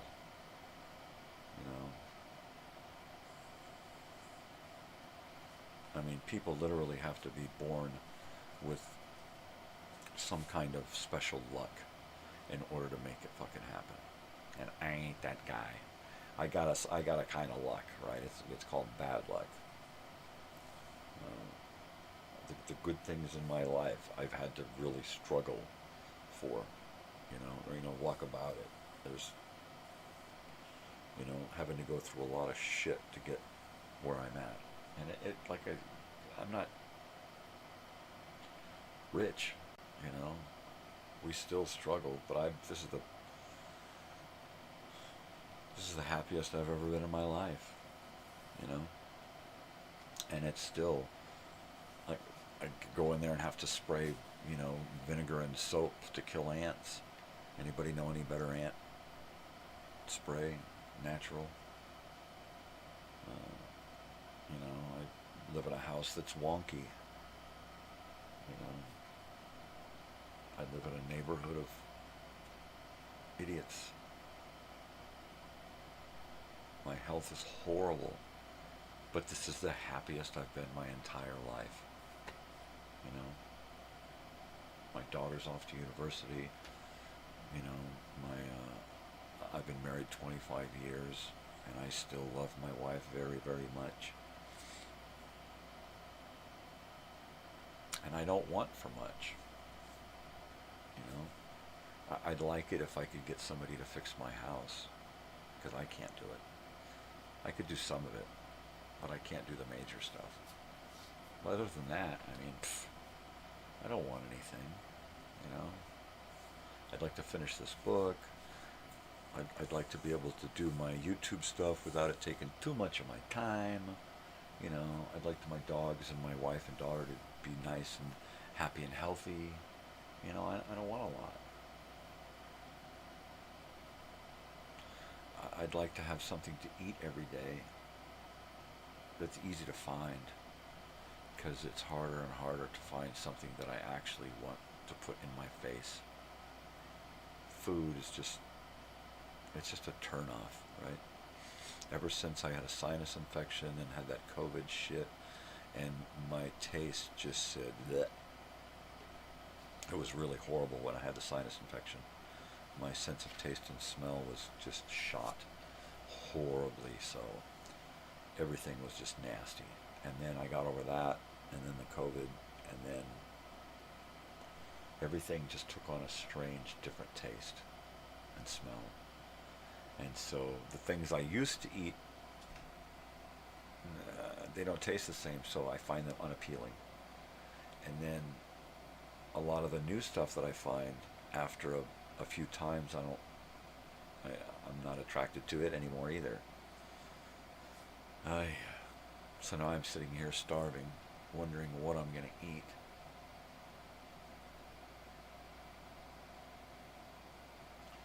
And I just sit and wonder. I've already had a cereal bar, but I've been up since 3.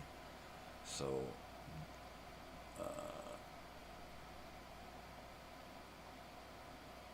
yeah, I mean, normally starting the show at 5 is when I eat 6, 7, 8.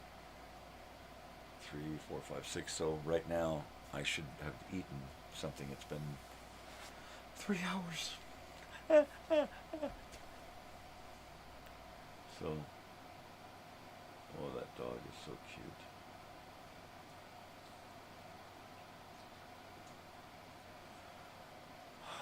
But I don't know what to eat.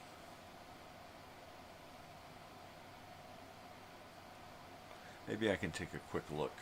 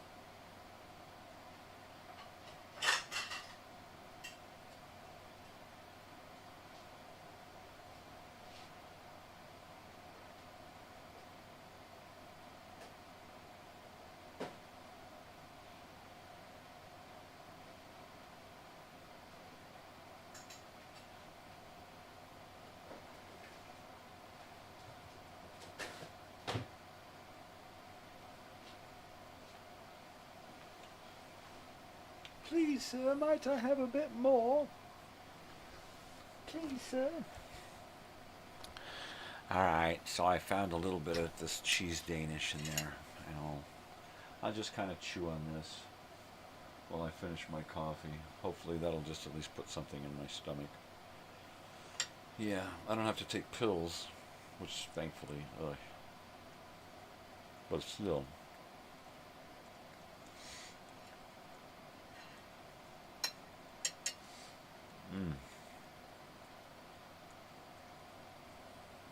Don't make a mess, boob.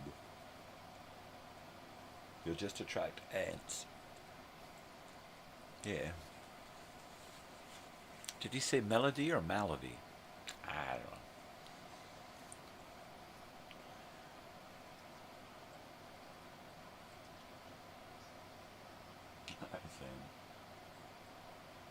He looked at me and said, if you were a dog, you'd be a melancholy.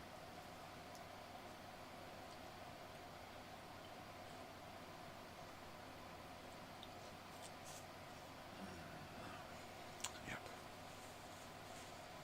Once again, every morning when I get up, the second thing I say to myself is shake your booty. That's the second thing I say to myself every morning. The first thing I say to myself every morning is, you're getting too old for this shit. But then I get up and I shake my booty. Because what the fuck else are you going to do, right?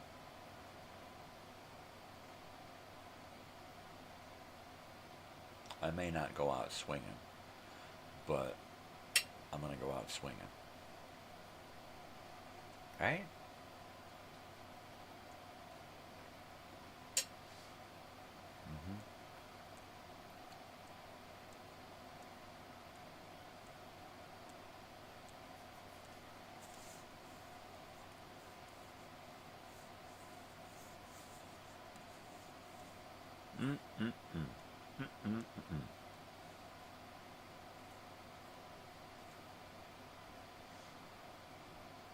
So I've decided not to play borrowed content on the morning show at all, except for the theme, because I don't get any copyright hits on that one. So, yeah, it had been part of the plan originally, but nix.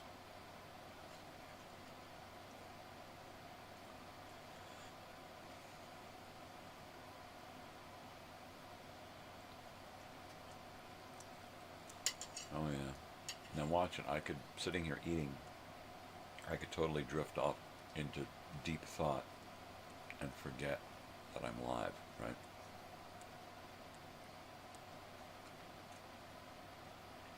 It's been known to happen. What's up, dude? Did you lay on the arm of the chair wrong with your neck?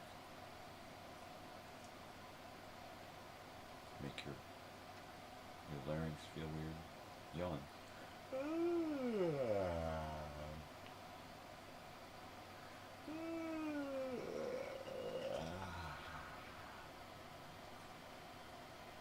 Come on, yawn.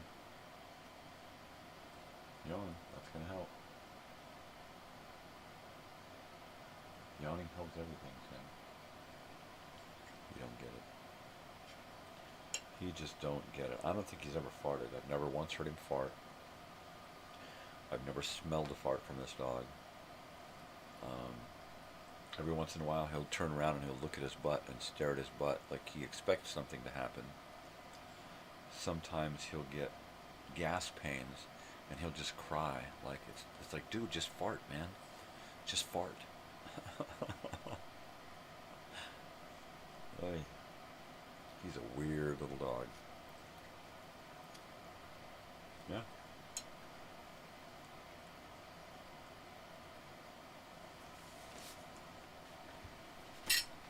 Hold on, dude.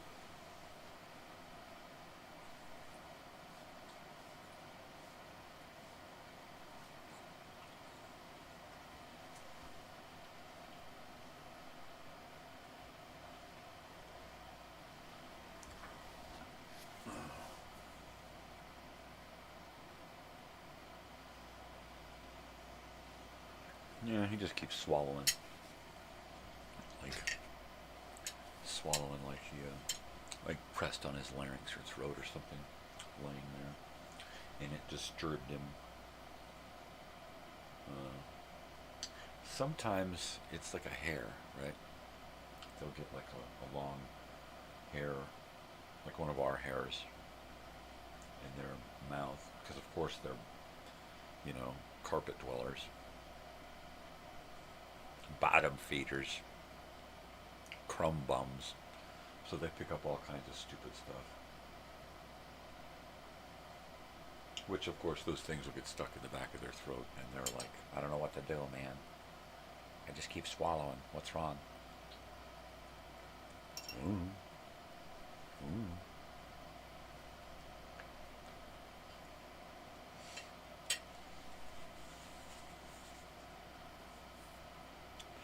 Yeah, sometimes I'll just put a movie on and let it play, and then whatever movie comes on after that, I just let it play. The other day I watched Superman 3, because I had already watched Superman 1 and 2 just recently, within the week or two. So after that, American Graffiti came on again, and I was like, no, I'll go ahead and leave it on, because I'm doing this Ron Howard book right now. And I was like, sure, what the hell? I get to see Ron Howard at that age. Because we're getting there in the book. Mm-hmm.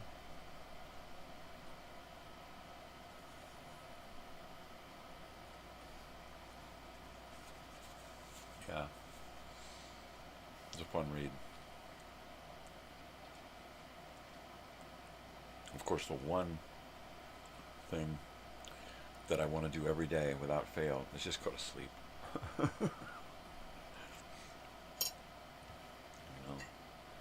And being tired for an insomniac is Just fucked up.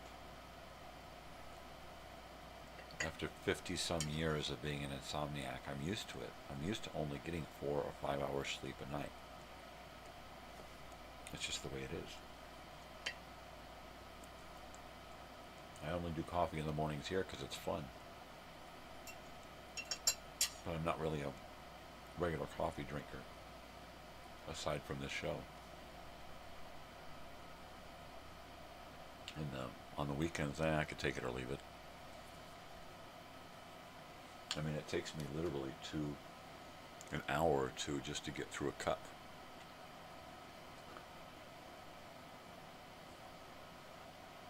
Cold again. Yep. Totally. Anyways, what are they?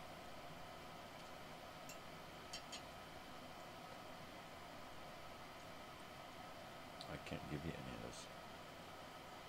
It's too sugary.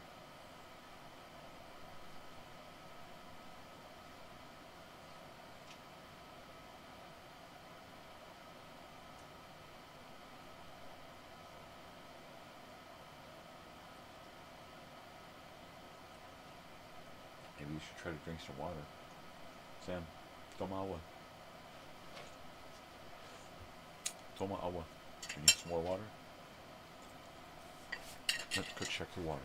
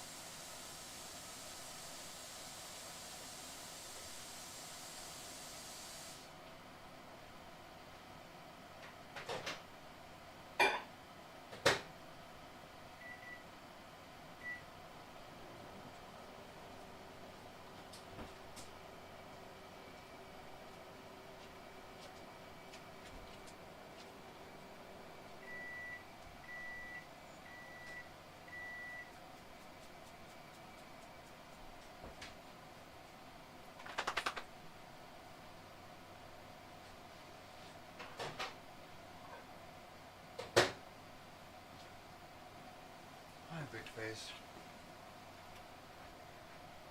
Well, he decided he just wanted to go to bed. He's off with my daughter. All right, so old guy.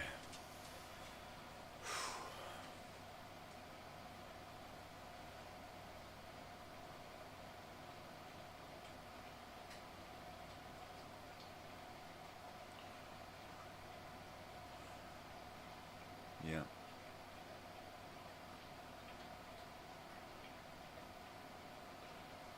Well, let's see. I've got paperwork I gotta do. There's my clipboard here.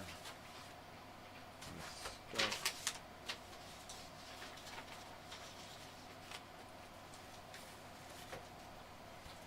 And stuff.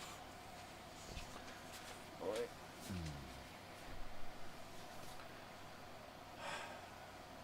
Lort. L-O-R-T. Lort. Am I glad?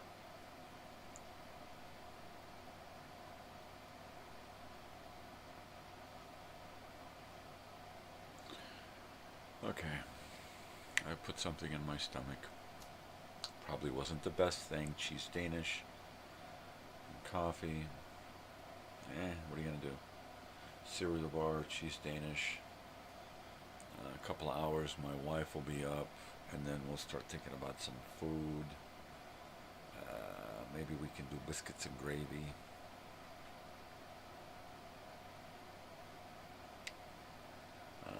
That's like 3 meals in a row with some kind of wheat product, right? Yeah. Wheats and oats.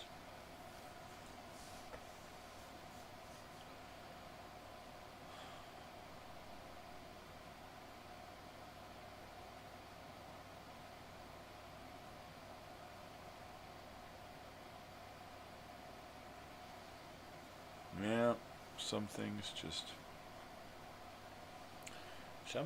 rub me the wrong way. Am I? Oh, me too. You ain't lying. Leave him alone, Harry.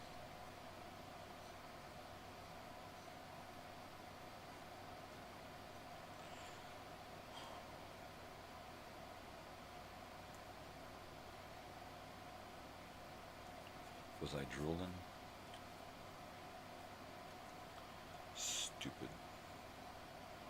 Stupid pain. Sometimes that pain will kick in and all of a sudden I just find myself, just fucking zombied out. Just totally crippleized.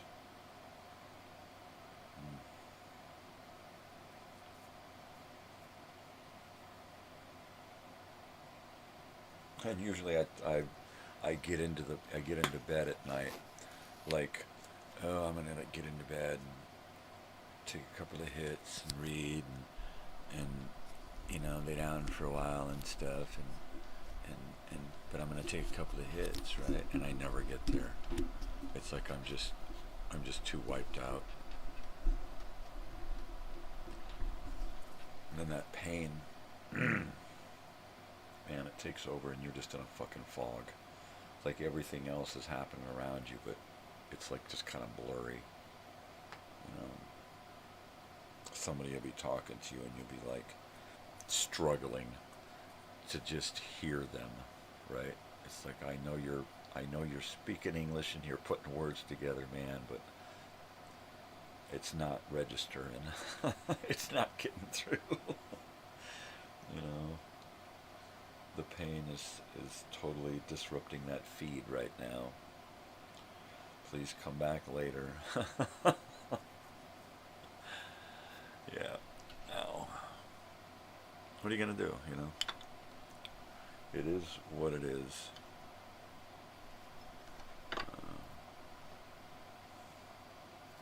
Every morning,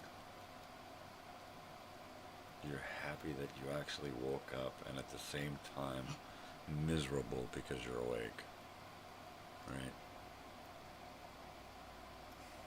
Yep. Where's that gonna take you?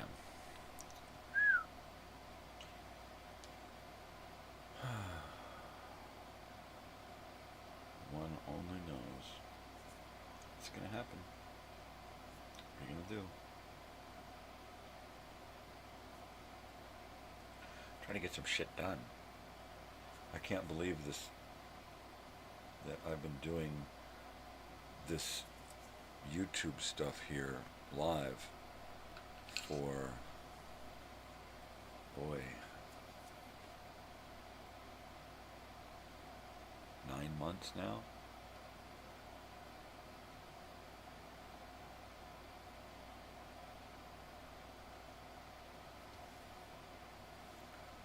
And I can't believe that I've got so much live material. Holy crap. Where did you come from?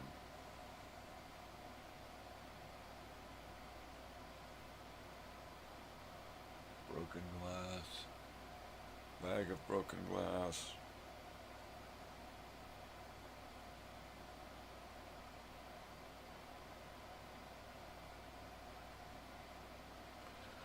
Where did you come from, Pain? You're not supposed to be there. Oi. Oi. Oh, yeah, it's great. I have great movement. The movement's not the issue. It's the fact that I've got like several vertebrae all grinding together because there's no disc. That's the issue. It sounds like a bag of broken glass between my head and shoulders. Because you can hear that shit, man. I don't dare put earplugs in and listen to that shit because it'll drive me batty. It'll be like worse than the dogs tickety-tacking on the floor. My goodness.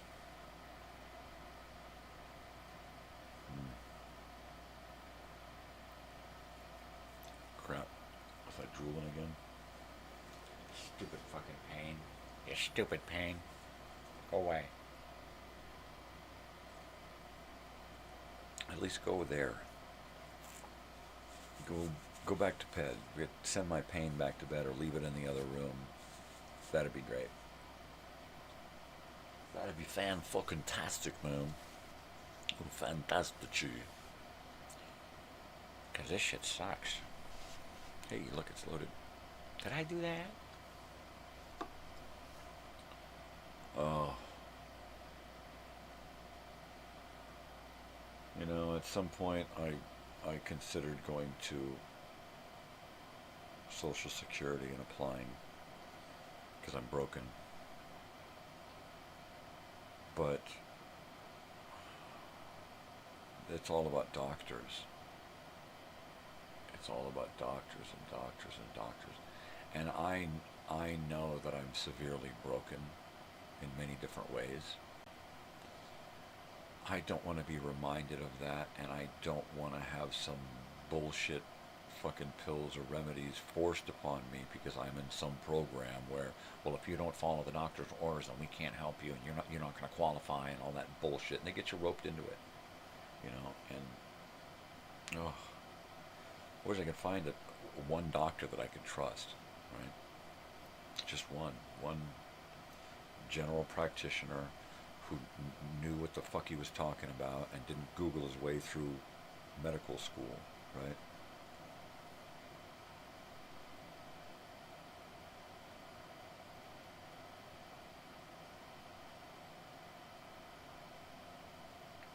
And then last night we sat and we watched, my wife and I, we watched that, it was a little 45-minute, 50-minute documentary.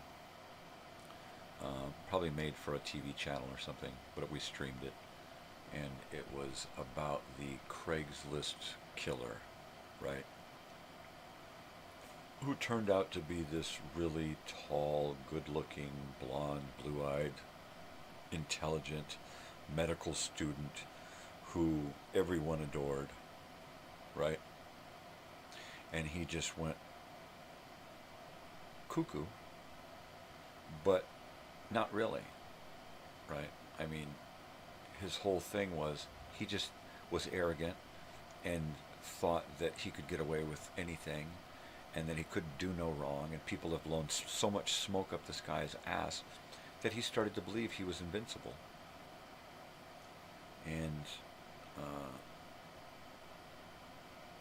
And that guy was a medical student who was going to make a promising doctor. I mean, he was really, really smart. He wasn't too bright, but he was really book learned. Yeah. How many of those guys, right, just like him, very, very intelligent and charismatic and well-loved and everything,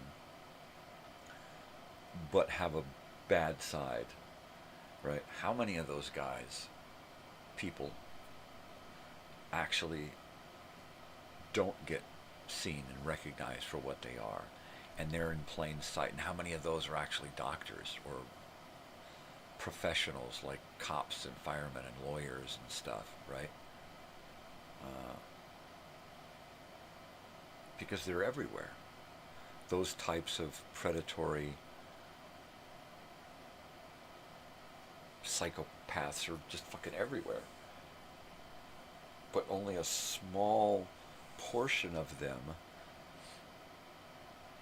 ever get noticed because most of them are too smart to get found out. You know, if all of the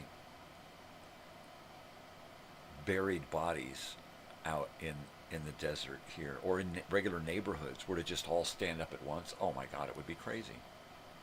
You know, how many people have other people buried in their yard or their basements, right? It's fucking crazy to think that. Because you hear about once in a while, this guy did this, and this guy, he's a lunatic, and he killed 12 people, and they dug up these, and all of that. And these are just the ones that we find out about. You know, you don't sit and even contemplate the possibilities that how many people out there? What's the percentage? What's the average kook? You know, how many people, average, normal, seemingly normal people, do you get before you get one of those kooks who would just, you know, follow somebody home and eat their face and bury them? You know, they're everywhere. How many families, you know, parents lock their 12 kids up in a bedroom and chain them to their frickin' beds and don't feed them, you know? Just because we hear about one doesn't mean that there ain't a fucking 1,000 in every fucking state. Because there probably is. You know? There's just a lot of people who get away with it. They're lucky. They're smart. You know? That's fucking... Because we don't want to know. We don't want to look. We don't want to pry into other people's lives because we don't want people to pry into ours, so we let them do whatever the hell they want. You know?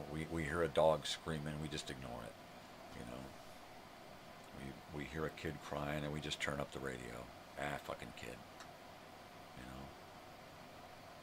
know? I'm the guy that gets in trouble because I go out and tell people you can't do that with your dog. I'm the guy that gets in trouble because I go out and have to yell at the top of my lungs, hey, stop screaming at your child like that. It's not helping. Right? And I've had to do this. And I wind up the bad guy. You know?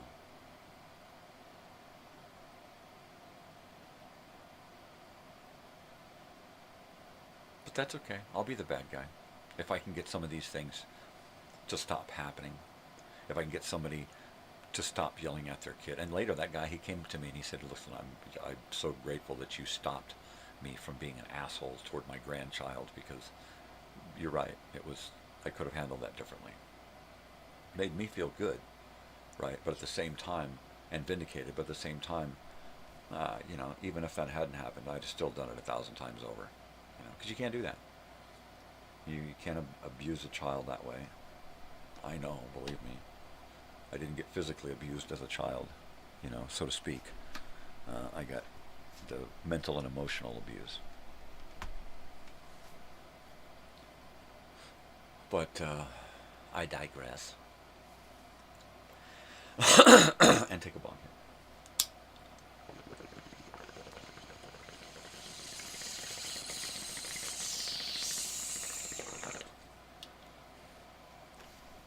I've always been the asshole because I can't shut up. I can't not be honest, right? Hey, whoa. And then I'm the bad guy. Fuck it. I'm used to it. I'm so used to being the bad guy. Family, friends, everywhere I go, public, strangers, work. I always wind up being the bad guy because I won't just play along with bullshit. Basically, that's it.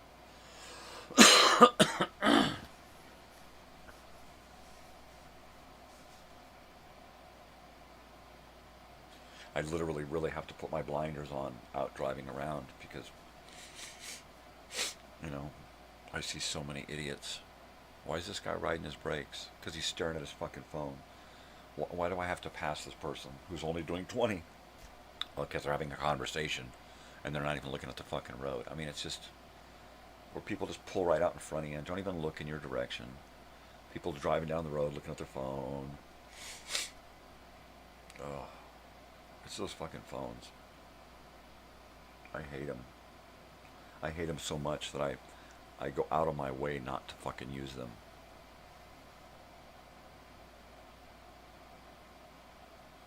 Because it's just a mind killer. It's just a drain. You know? What they used to say about the television, the idiot box, it's got nothing on the dumb phone, man, because it turns smart people into fucking idiots. Period. So much so that they can't even have their own thought. And even if they did have their own thought, they're going to have to see if it's real. Is my thought real? Let me Google my thought and see if it's real. Oh, jeez, people. There is no more reality anymore. It's just bullshit. This is the only reality. You get a hold of this and this is all you need, man. because this is the realest reality show out there.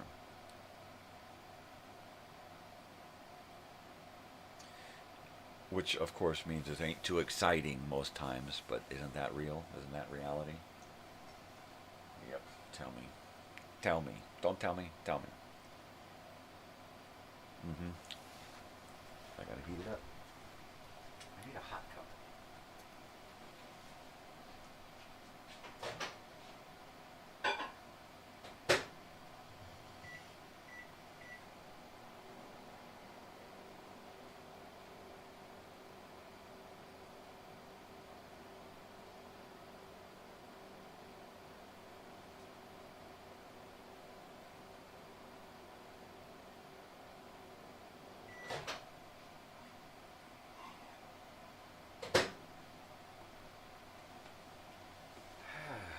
Well, that Danish was okay. It's only going to hold me over for about an hour. And then I'll be starting to get hungry again. I don't know what I'm going to eat. I hate thinking about food. Every time I bring home stuff to eat, I have it like once or have half of something, and it's like, I don't want it. Brought home a really good pack of hot dogs the other day. I had one, and I got through half of it and had to give the rest to the dogs because it was like, nah, nope, it ain't working for me. It just, nothing tastes the same, nothing tastes good, nothing is appealing. Well, except for maybe an orange or a banana. Shut up. Alright, you heated the coffee, now drink the coffee. That's what I have to tell myself when I eat, right? The food goes in the stomach, idiot. Don't just look at it. Cut it up and stick it in your face, dummy. That's it. Chew it up. Swallow it.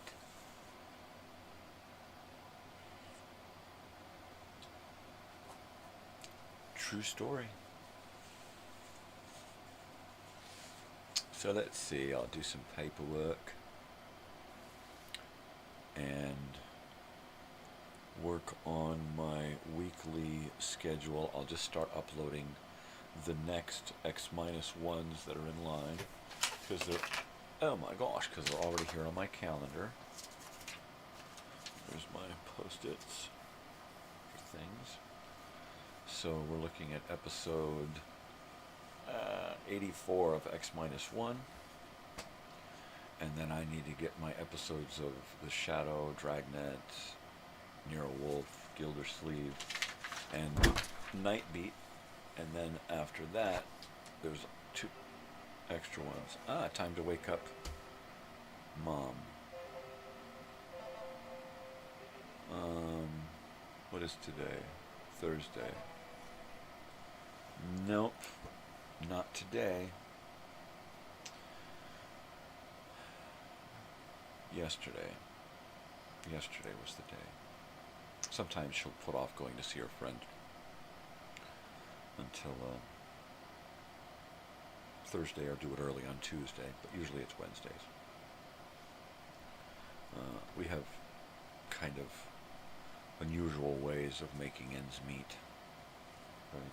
So taking people to the store and getting reimbursed with a tank full of gas can be really, really important, especially when the prices go up. So it cuts down on one expense during the week, right? It's a hybrid, so of course one tank of gas lasts the whole week, which is fantastic. And then having that be a free tank of gas is even better for helping someone, right? Food giveaways, that's important. That's an important thing that helps get by, right? Provided you could utilize the items they give you, because you usually get some screwy oddball stuff in those food giveaways. You know, you get good stuff like frozen chicken and pork and beef and things that you can use, and sometimes eggs and bread and milk. But you get a lot of weird stuff in cans and in bags, and pastas and beans and nuts and grains and frozen fruits and things. So you got to be really creative, you know. And some of these things, they can be kind of sealed up and packed away, and used for an emergency, which is really important to have. So some of it goes that way. Some of it gets given away to people who we know can use it right away, some of the fresh stuff. And then we try to figure out how to utilize the other stuff in different meals or create meals around things. So that's pretty cool. Yeah. And that's what you gotta do. You know, that's what you gotta do to get by. Because when you get old and broken, you either gotta get creative or you gotta get screwed. Right? That's it. That's all there is to it. Pruitt.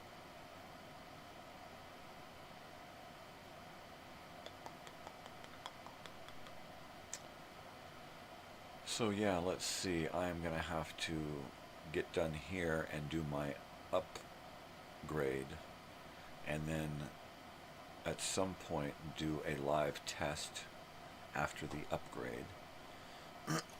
Because after an upgrade, it usually screws up settings, and it'll screw up my live settings, and then all of a sudden,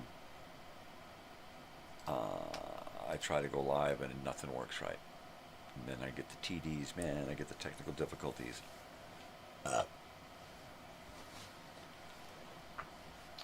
So that's what I need to make. I need to make a TDs card and put it over color bars so that when I'm doing a test, I can do put something up on the screen with sound. Test card, technical difficulties, color bars, sound. It's going to have sound, so it's an actual test. There you go. Some kind of color bars that move and glitch a little bit so that I can actually see that it's moving. And some kind of sound in the background so I can actually adjust the sound correctly. And then I can put that on here on the graphics computer and pipe it through the live feed to test, so I don't have to sit here on camera and go like, testing 1 2 testing 1 2 3. No, really. Yeah. Well, it's kind of cool. It's only 85. Not even 7 in the morning. It's going to be warm. It'll be over 100. Probably an excessive heat warning later.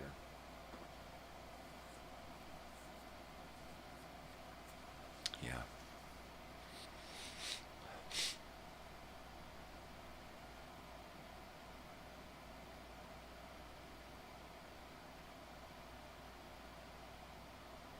I really worry about my daughter and school and university and all that stuff, because she really worries about her own abilities, right? And she's always, I don't know, frustrated with the amount of stuff that she has to deal with, right? And I tell her to just, as hard as it is, where you're at right now, you're never going to be again, and you need to find a way to enjoy it. You know, you need to find a way to get the most out of it, and you need to find a way to get through it. You need to portion stuff out, partition things, and only concern yourself with certain things at certain times, you know. And she's like, I can't. I said, well, then you need to get the cans, and you need to find a way to push through and turn those can'ts into cans, you know, rather than I can't do this. Try to say to yourself, how can I do this, you know? And those are, you know, hard things to try to tell your kid when they're going through stuff, because it doesn't really mean anything to them, you know. They're the ones having to go through it, and these are just words and platitudes and stuff. And I get that, and I've been that person having to listen to somebody else tell me, and all I can do is just say, hey, all I can do is offer up my advice and assistance. And she's usually really good and polite and courteous about listening to what I have to say. And she doesn't usually have much of a response, but I'm hoping that it sinks in, and I can see that a lot of the things sink in, not so much at first, but over time, it's like me, she probably dwells on things too much, right? And as long as you're dwelling on the right things, it can be positive, right? But moderation, moderation in all things. So it looks like it's a new show this morning. It looks like I am just here, me, myself, and I. So I am going to do a bong hit here, and then swill some coffee and go take a leak, because I've been at this for a few hours now. I've been up since 3, and I need to take a leak. Yeah. I want to go to Disneyland so bad, right? It's one of my Southern California happy places because I have had so many good memories there, even as a kid, because that was one of those places that we would go to as a birthday present, right? Because we had our birthdays in the same month, like a week apart. So the 3 of us. So our parents would just take us to Disneyland, give us a bunch of packs of tickets, and we would just run around and ride around and get a few dollars to go spend on some of the shops, and from then on, there were a lot of good memories there. Even with my wife, before we got married, after we got married, with our daughter. We haven't been there a long time, but yeah, I want to go to Disneyland. I want to go to Disneyland. I'm going to keep saying that.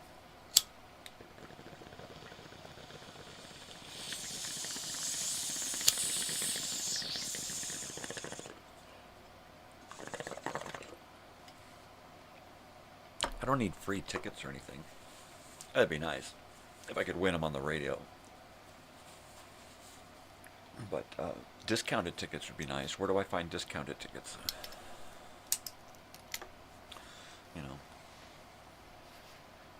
2 or 3 days that I could spread out over a week or so we didn't have to go at once. We got dogs, so we can't be away too long. We can leave them at home for a little while, but not too long. Otherwise, it's get a room where we can have dogs. Take my daughter and one of her friends, and then trade off. All right, the wife and I are going to run into the park and go hit a few things, and then we'll be back, and you guys can go do a few things, and we'll take the dogs out. And then we'll leave the dogs and meet for dinner, or meet for dinner at the room. I don't know. As usual, I'm spitballing here. All right, might as well finish this. To finch it. Yeah, I want to go to Disneyland. Definitely Disneyland, Rita. Definitely want to go to Disneyland, Rita.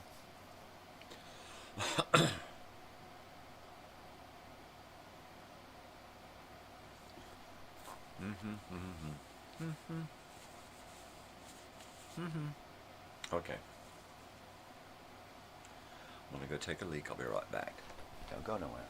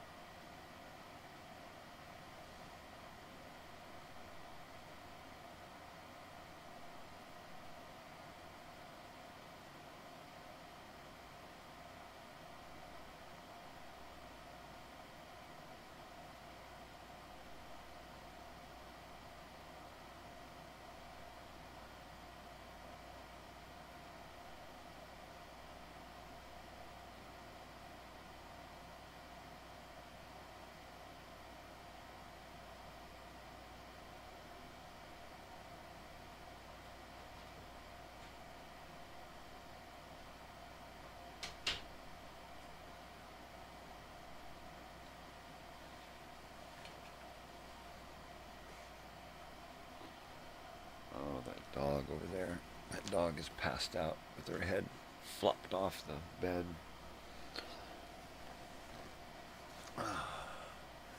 She always seems to find the weirdest position to sleep in, you know? Well, hi. Hey, hi, howdy. How the hell are ya? People out there in YouTube land. Yeah.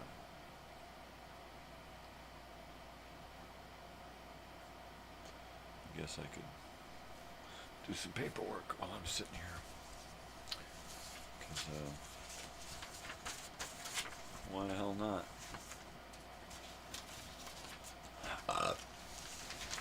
See that? I'll see that and raise you this. Alright. So let's see. Already. There.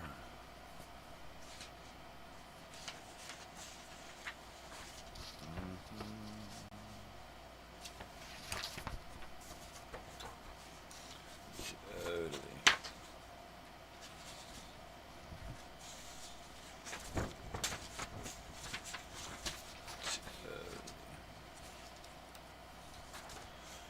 Yeah, shuffling papers, better than shuffling my feet.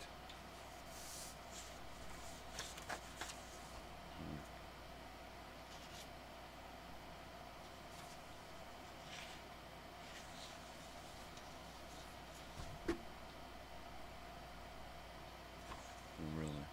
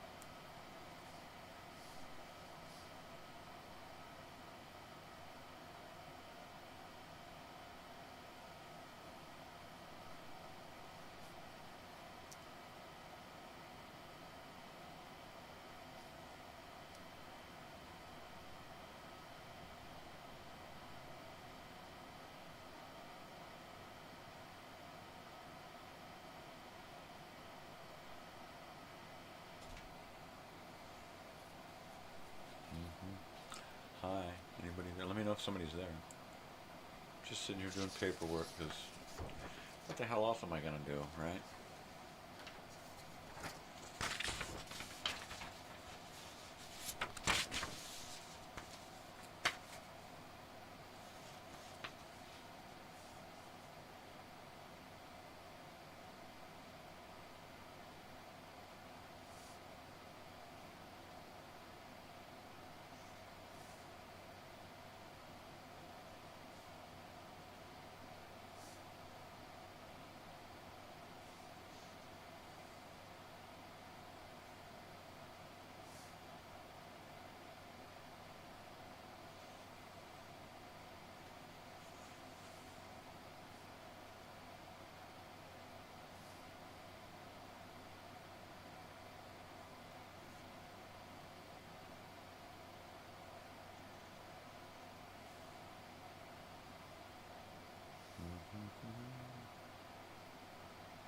Hey, hi, howdy.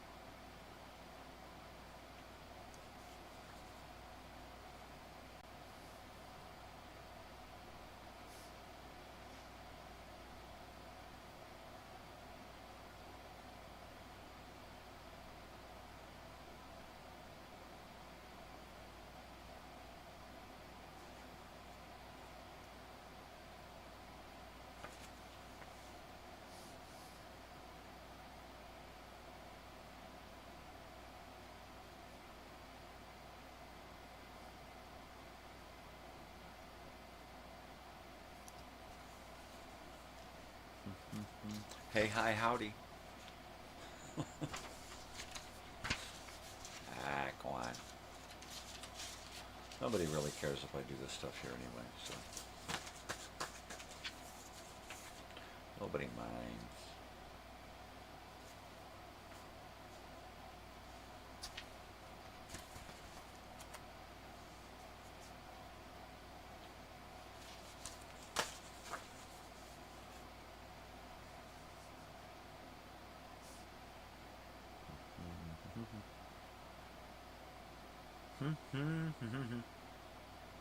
Ow, that hurt my fucking neck.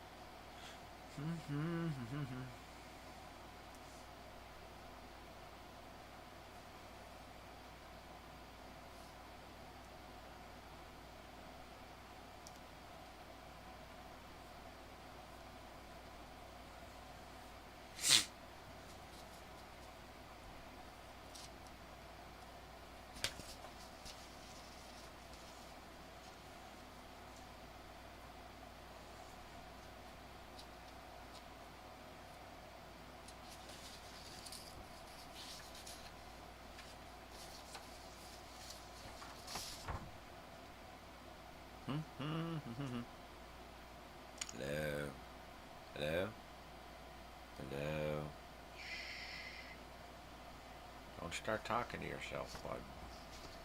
Because it ain't a pretty sight.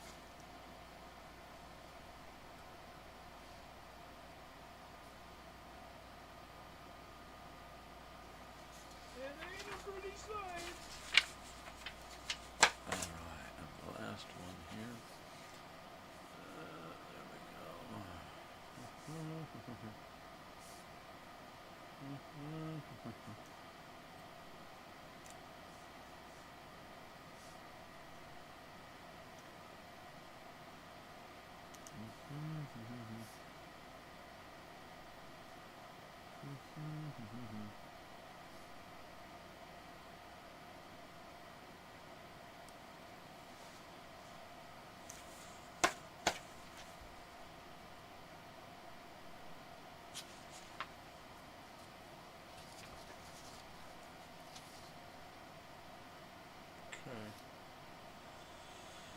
I believe these all just have to be signed. Ain't that swell? Oh.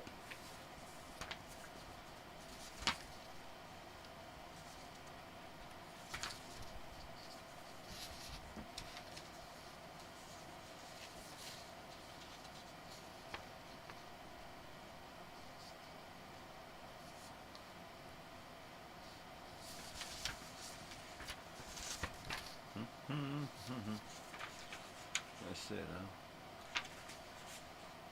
Is that all? That's all there is to it.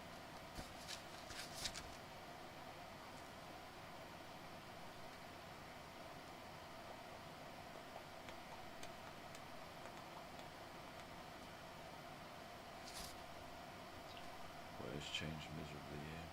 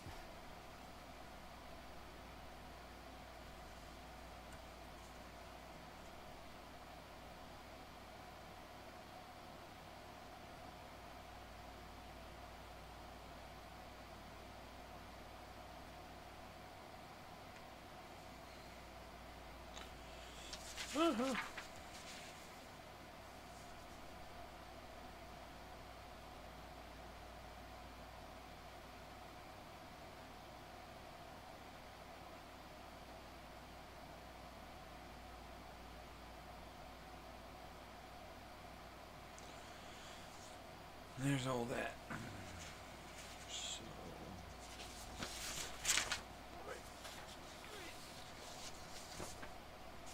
all right.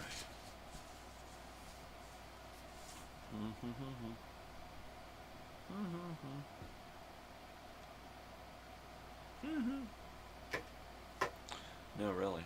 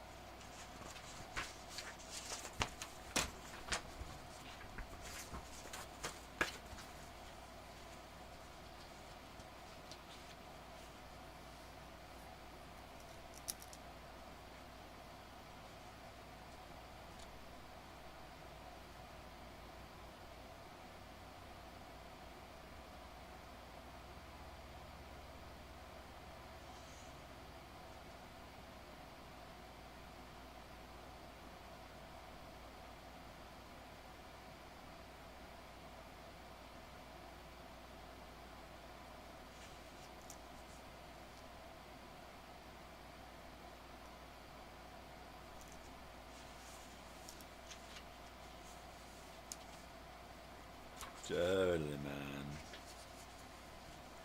Totally, man.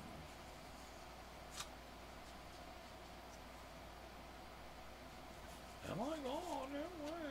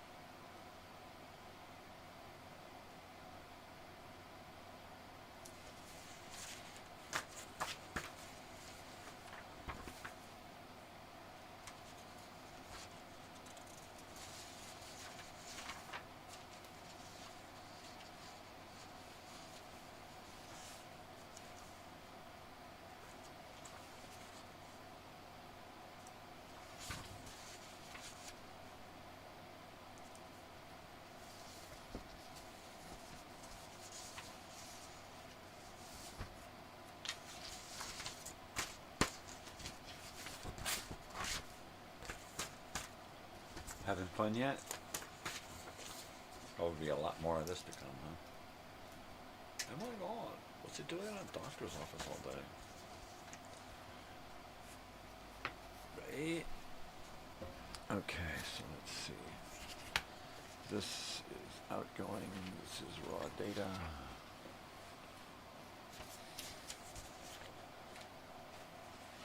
Oh, the tags for my van, still haven't put them on yet.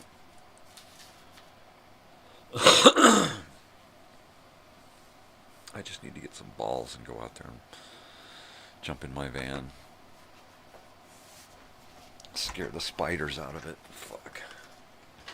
You get in there after a while and the spiders crawling around and shit. Fuckers. Fuckers. What are you gonna do? Drive it. I don't want to drive it. It costs too much to drive. I'd love to take it on a trip. Price of gas isn't really too bad right now.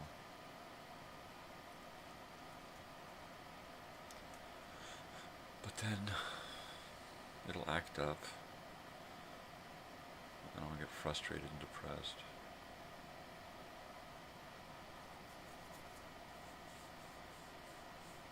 Monkey trumpets. Right? Like, oh my God. What's a monkey trumpet? It's a trunky muppet.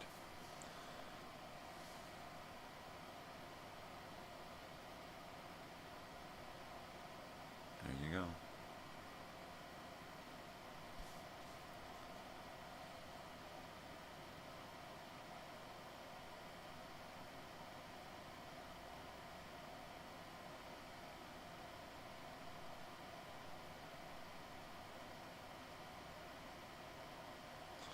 Wow, less than 15 seconds between live here and live on YouTube. That's pretty good. The delay's not really heavy this morning. Usually it's about 30 seconds or more. I wonder if maybe that's it. I've lost connection and reconnected a few times, right? I lose my buffer.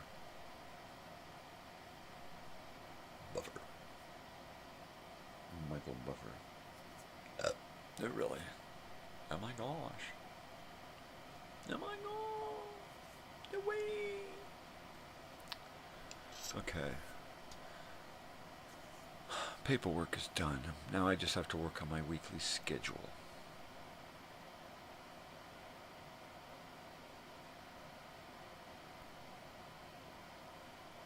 Well, 7:30. Well, I guess that working on that paperwork killed a little time, didn't it? So I will get done here. Struggle to find something to eat. And then work on uploading videos and putting together tomorrow's show. And next week's programming and programming guide and commercial and all that stuff. And I have to put together the Minecraft Monday thing, opener and closer. So there's something. I may have to record some more video.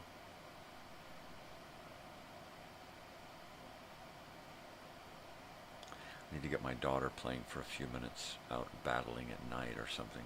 But then again, she'd probably get the character killed and then I'd lose all of those, what do they call those? Status points or whatever they are. Hormones. I don't know what they fucking call those. I don't even know how to play these games. I just pretend that I know how to play. Pretend enough to have fun. Yeah.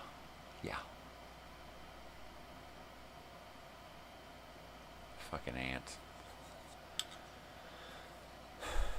Guess it's better than uncles.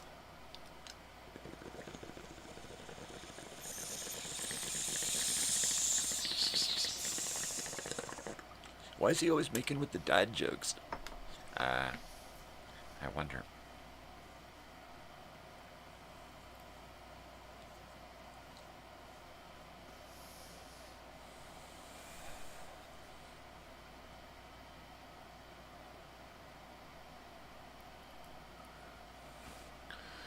knew I had a paper clip around here somewhere.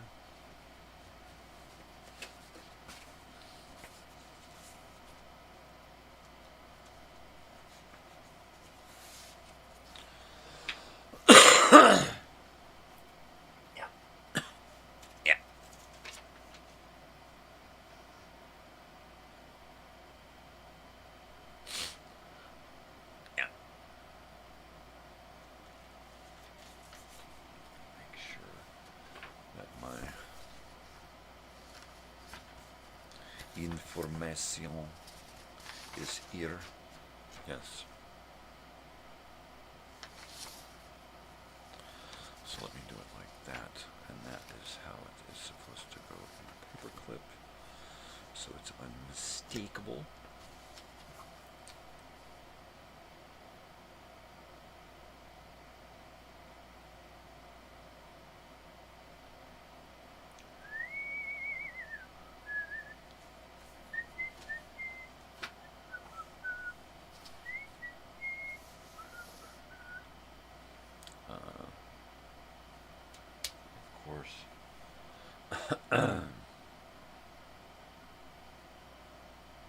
Of course, the thing I get in the mail today might be different if I get something in the mail.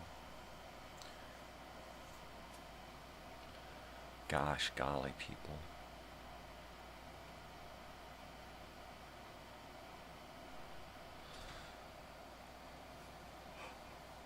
Golly gosh.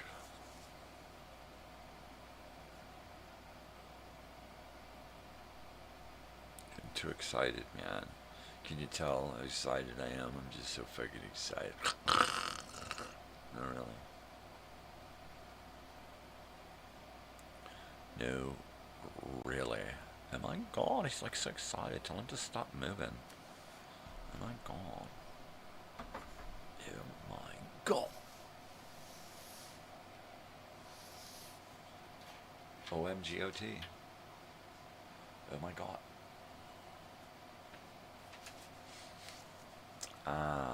The Book of Frederick. The Book of Frederick.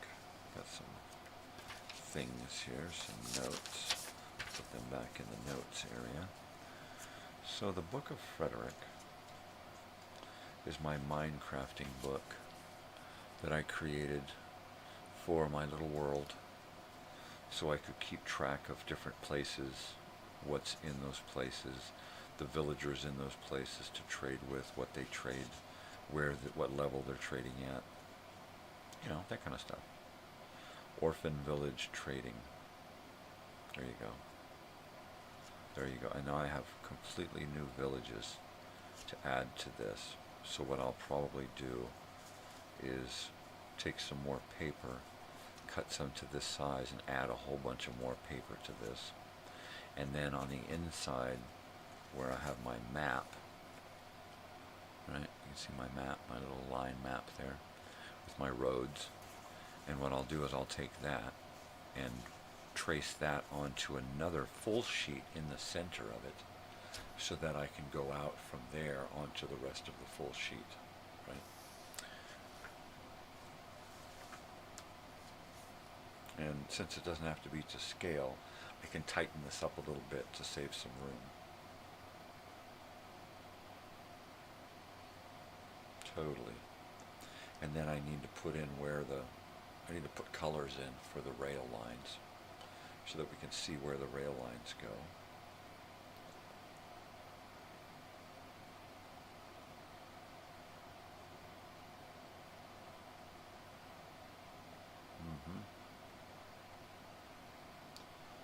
Totally.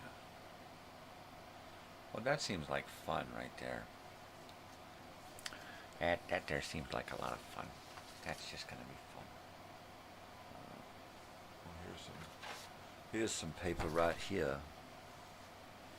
Let's see. Is that it right there?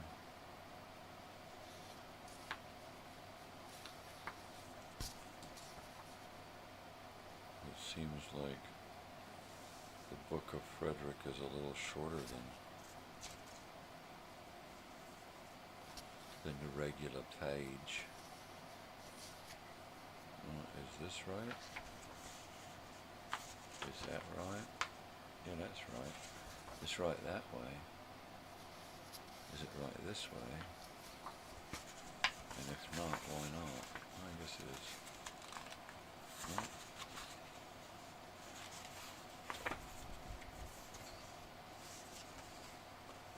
Yeah, that's right.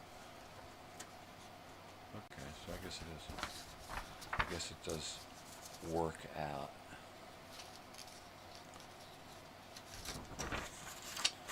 Totally. So, what is this? Arts and crafts. It is Thursday, so it is officially Arts and Crafts Day. So, not that we have much time left to do much.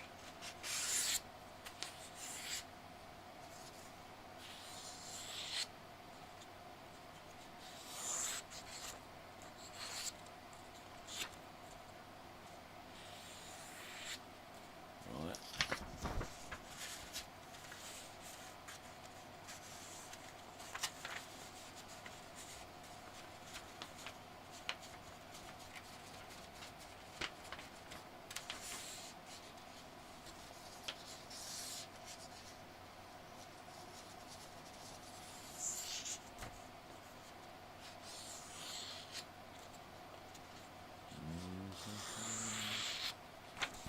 Yada-dee, da-da-dee, yada-dee, da-da-dee.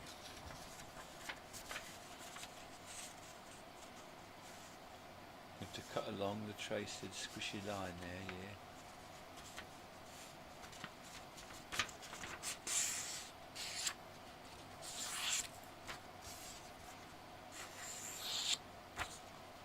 Yeah. That's it, yeah. Take and add full pages. Let's see, I've got my scissors over here. My trusty old, crusty old scissors that have been known to chop up a lot of tape and sticky stuff. They're a little sticky icky. Let me see if I can dig up another pair of scissors.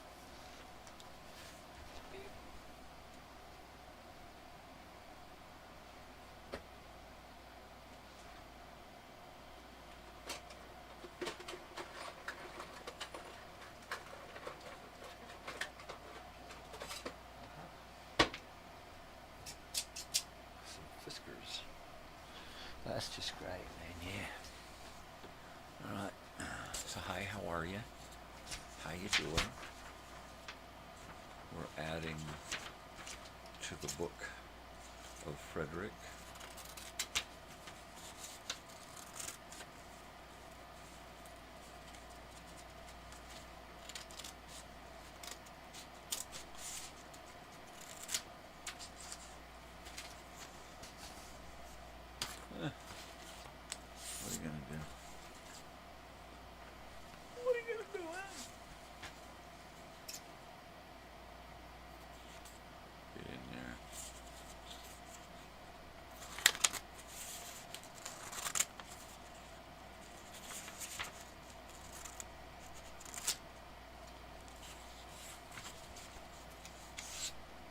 Yeah, when my alarm goes off here in the morning and tells me to wake up my wife, and I think, no, it's not the right day.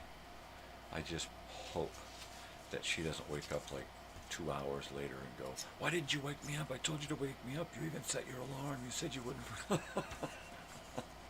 Those are one of my fears. Oh my God. Really? Did I screw that up? I'm such a doofus. I mean, I have to be reminded to eat. So when I'm relied upon for that kind of stuff, it's kind of weird.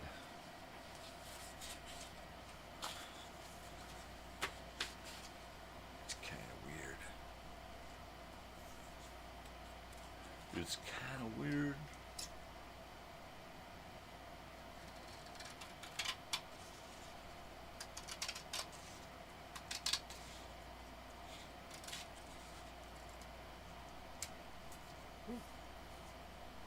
It's like stringy confetti.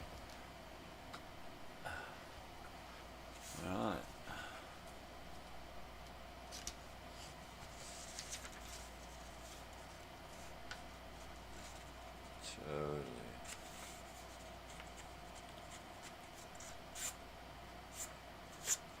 some more pages for the Book of Frederick.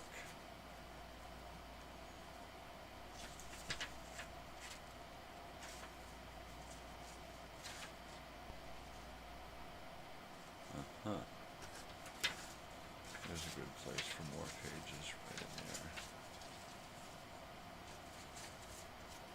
there. Right on, that's a lot of new pages. It's going to beef this book up, but that's good because I've really expanded out, and I need to make sure these new places are represented as much as the old places need to be represented. And I gotta fold these somewhat individually so that they don't overlap anywhere. Doesn't have to be perfect. Once I get enough pages in here, then I'm going to stitch it together. So this is pretty cool. I've been wanting to do this for a while now. And it's Arts and Crafts Day. So it's just a simple little booklet for the Book of Frederick. Now it's got a bunch of pages. It's beefed up a little bit.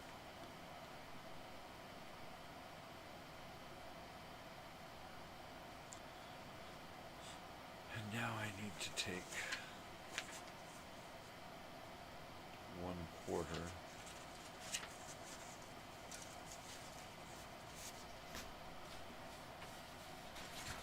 Right. Need to take a 1/4. Right.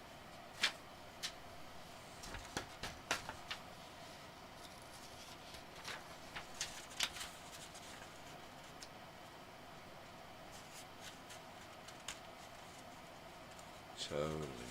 Pinch it, man. Pinch it. Pinch it good, man.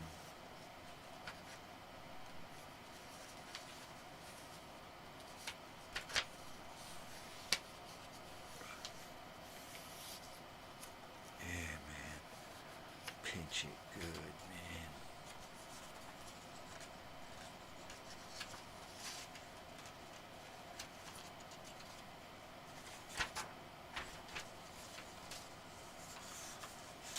Kind of going to have to be like origami inside here, this map page. Okay, so there's the size of the original map. I need to put that in the center. There's my ruler. My little regla. So put it here in the middle.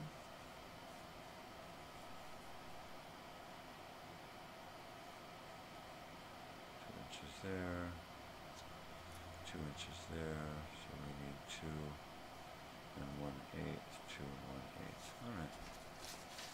So there we go. Now where's my other rulers? That I have it here. Way over there. Way over there. Yeah, man, that's awesome stuff.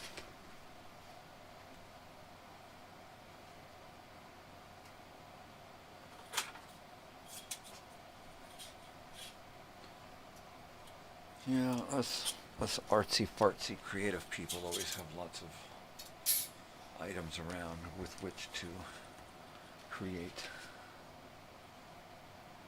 What? What'd he say? He's talking weird shit again. Leave him alone, Harry. At least he's got creativity. You're a lump. I'm warning you, Marge. What? What are you gonna do, punk? Take it easy. Take it easy. Jeez. You guys need therapy. I'm warning you.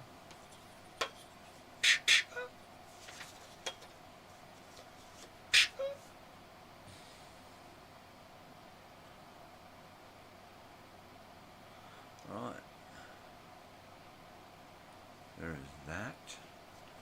Now I can take my little pencil here and go 1, 2 1/8 and 2 1/8. Yeah, because I'm doing stuff now.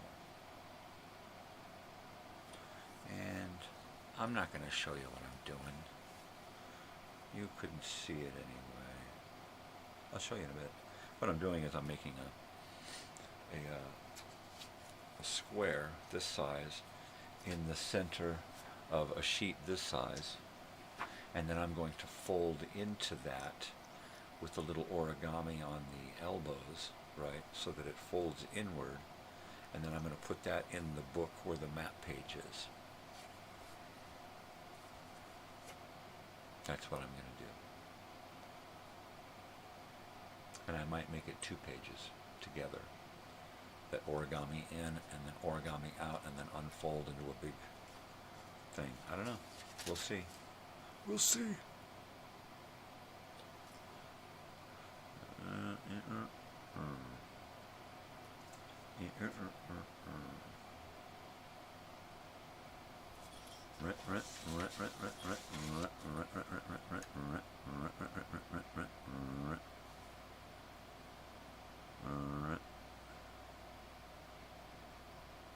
There we go, drawing lines. Drawing some lines now.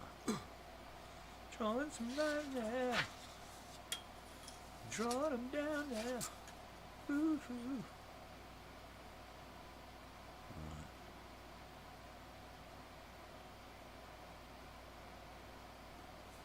This is just too much fucking fun.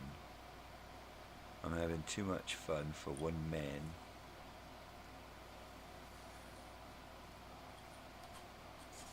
Okay, so does that do that there? That is that one. So I fold in on those lines there. And then, what is this measurement going to be? Is it going to be 2 3/4? I'm at a man now. Yep. Bloody hell, 2 3/4 it is.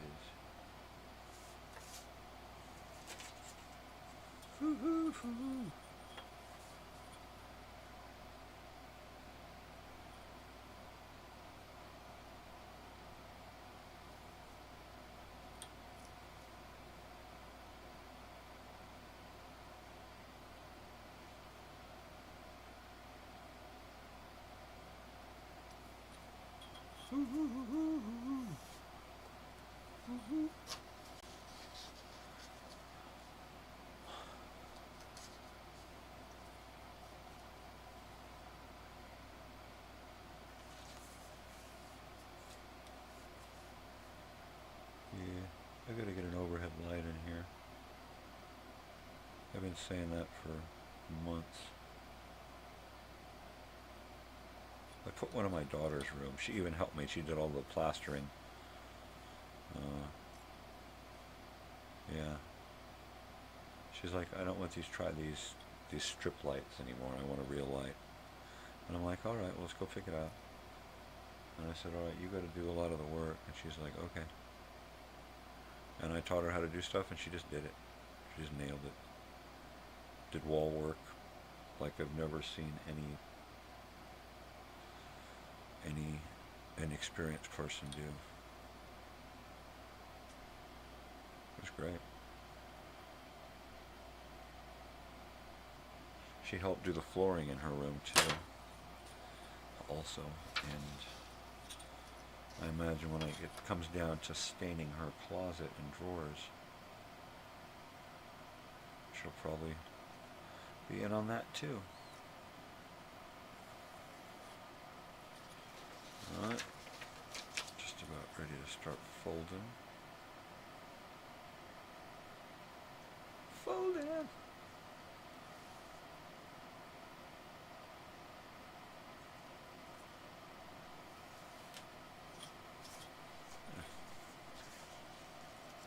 Yep, and this fits right in the middle.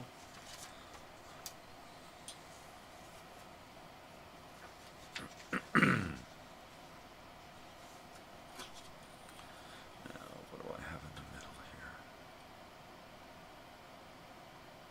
So it's 4 1/4 on the middle. Width and 5 1/2. So I could split this up into quarter grids. I think I should have just used graph paper.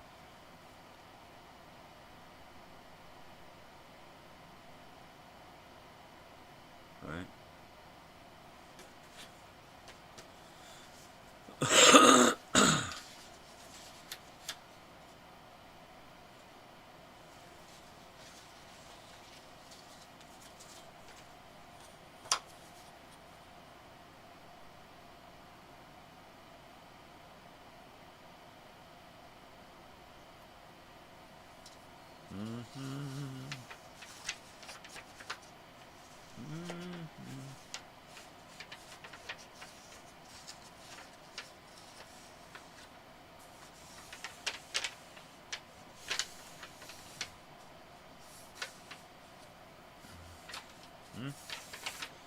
What the hell is he doing? I don't know. Just mucking about. Mucking about. Trying to get a straight line here. My goodness. Goodness gracious. Okay. And I don't have to origami it too much.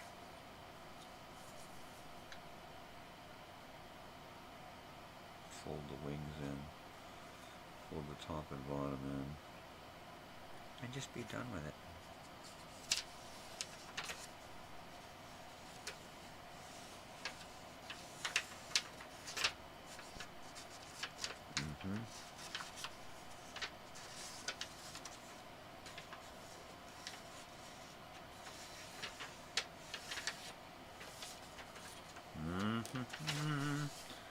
Anybody there want to get on with something here, man?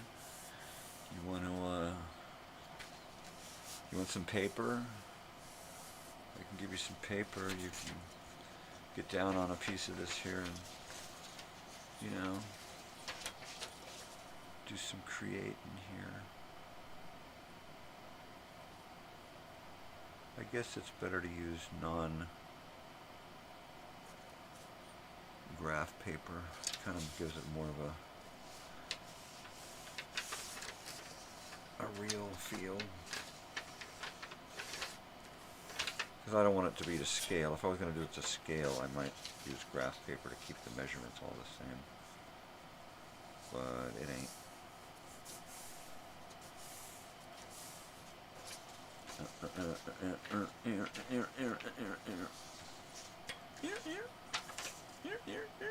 Hey! You used to make, hey Joy, good morning. You used to make origami, huh? Well, I could use some of that technology now. Not really. I'm putting a map page into my book of Frederick, which is, Frederick is my Minecrafting map world. So I'm expanding my Frederick book since I'm expanding my Minecrafting time. Hey, alright. Looks like Joey sent a couple of photos. Ah, see, now you're right. He did do origami. Alright, well, I'm going to actually show some of the origami here because that's really cool. I'll grab some close-ups of the origami there, if you don't mind, sir.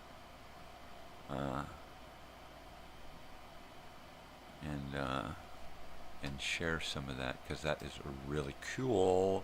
Oh my god! I didn't know you could do that. I mean, I'm thinking origami. I'm thinking, all right, he's gonna make like a pterodactyl, right? The crane. But that's really cool. That's so totally cool. All right, here we go. I am gonna take these puppies and pull them. It's a kind of an intricate deal here.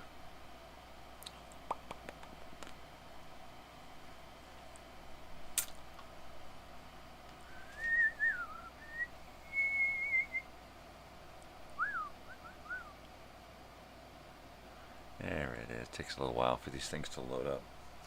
So yeah, so I'm putting, cool, awesome, thank you. I'm going to save them because they're so pretty.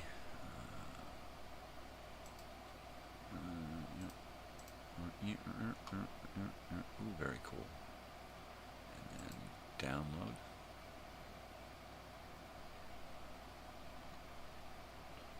And, ooh, there's that breakfast that you made. Yummy. There we go. Now I can go here, and I can open them up and view them as actual photos.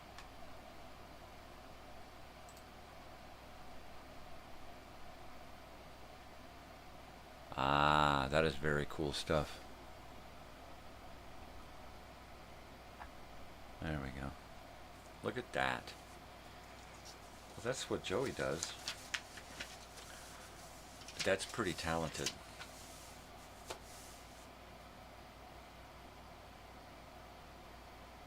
Oh my gosh. Look at these here. That is crazy, man. That is just far freaking out, man. Dude. Look at that. Look at that. Look at that. Oh my god. Oh my god. That's crazy. How the hell do you do that shit? My wife, she knits or crochets, does that shit. I don't know how you sit and do that forever. I mean, I used to do beadwork, right? And it was tedious, and I got burned out on it so quick because it was just so tedious, right? That, it looks fun, but it looks hard. It looks hard, man. Wow. That's a lot of folding. Wow. That's crazy, man.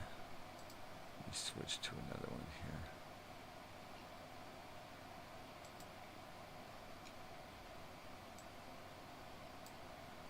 Oh my god. Here we go. That's bizarre. Those rings are crazy looking.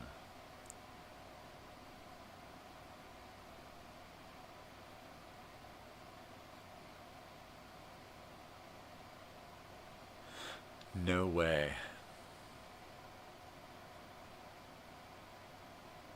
Yeah, I'd say you were into origami just a little bit. Just a wee bit. That's pretty cool. You used to do origami. Yeah. Big time. That's like an understatement. Yeah. But I folded my paper like that. Check it out. Rudimentary origami, man. Oh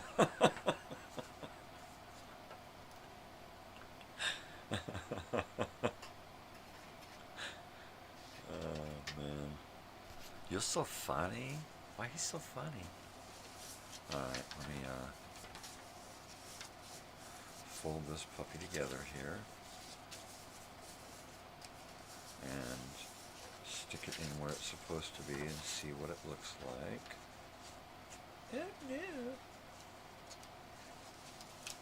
Yeah, and if I just attach it to that page, that particular page, right?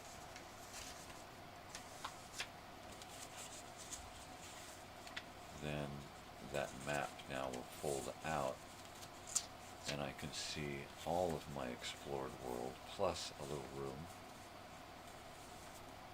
That's it. Perfecto. I don't think I have any,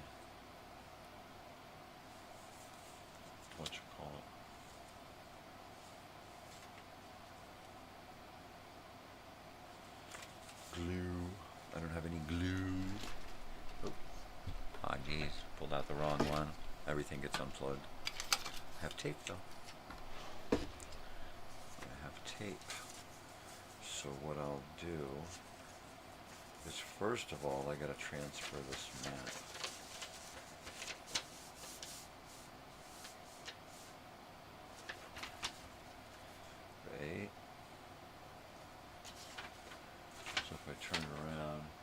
It's not real dark.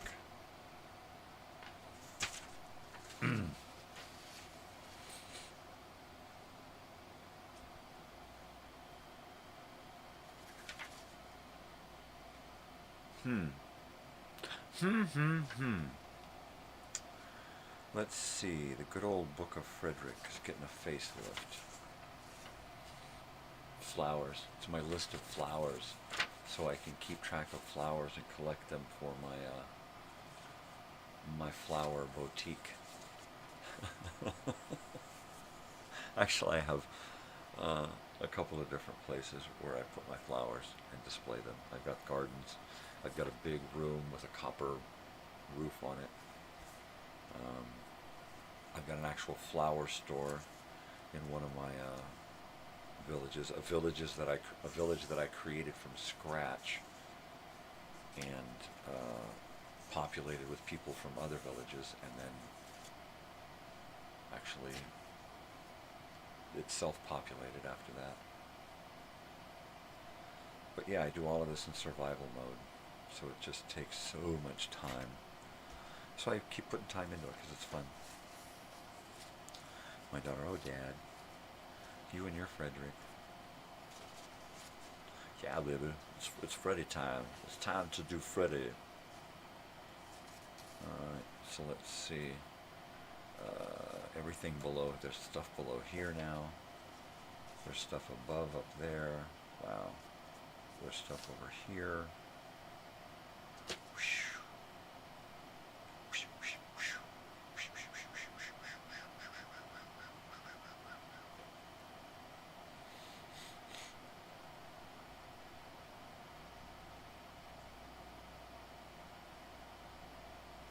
That's gonna be cool. That's gonna be totally cool, man. So let's see, let's put you back.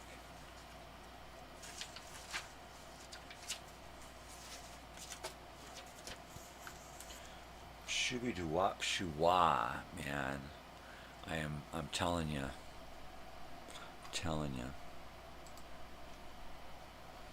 Origami.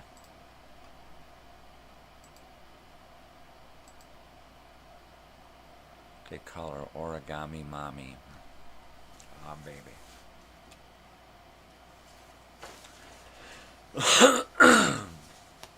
Pardon-moi. Shoot.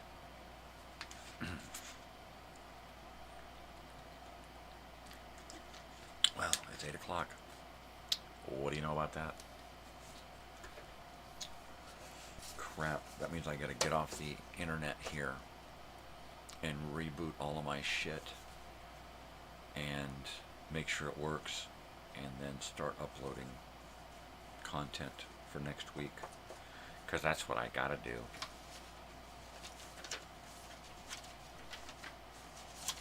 Yep. Let me put my Freddy map away here. That's gonna be neat. I gotta sew all of this together, make it an actual book.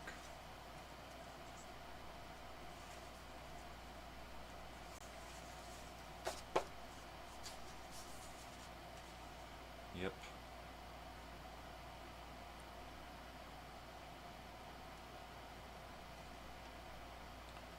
Put about 8 big fat stitches in it. Maybe 10. I mean, holes. 8 to 10 holes. 4 to 5 stitches. That's it. Nothing traumatic. Probably just use a nail, piece of wood, hammer some holes, stitch them up with some nice cord. Some nice cord.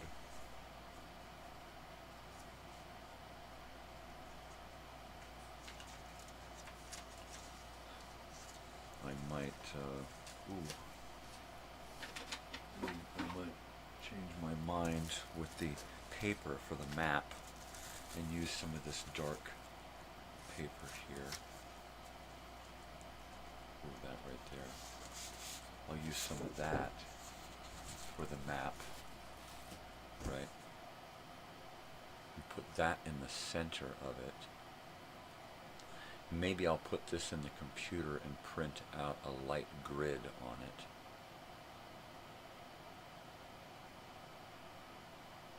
And then, you know, for longitudes and latitudes and stuff, and then I can actually write in numbers. Right? That'd be cool. Every 1,000 yards. It's kind of thick, but I think if I fold it and get it into this shape here, I'll fold it up, right?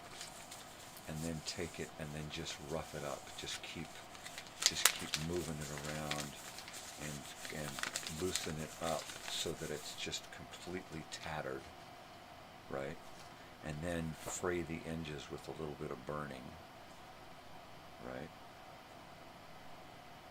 Maybe burn a little hole in one corner or something. And really, really age it up.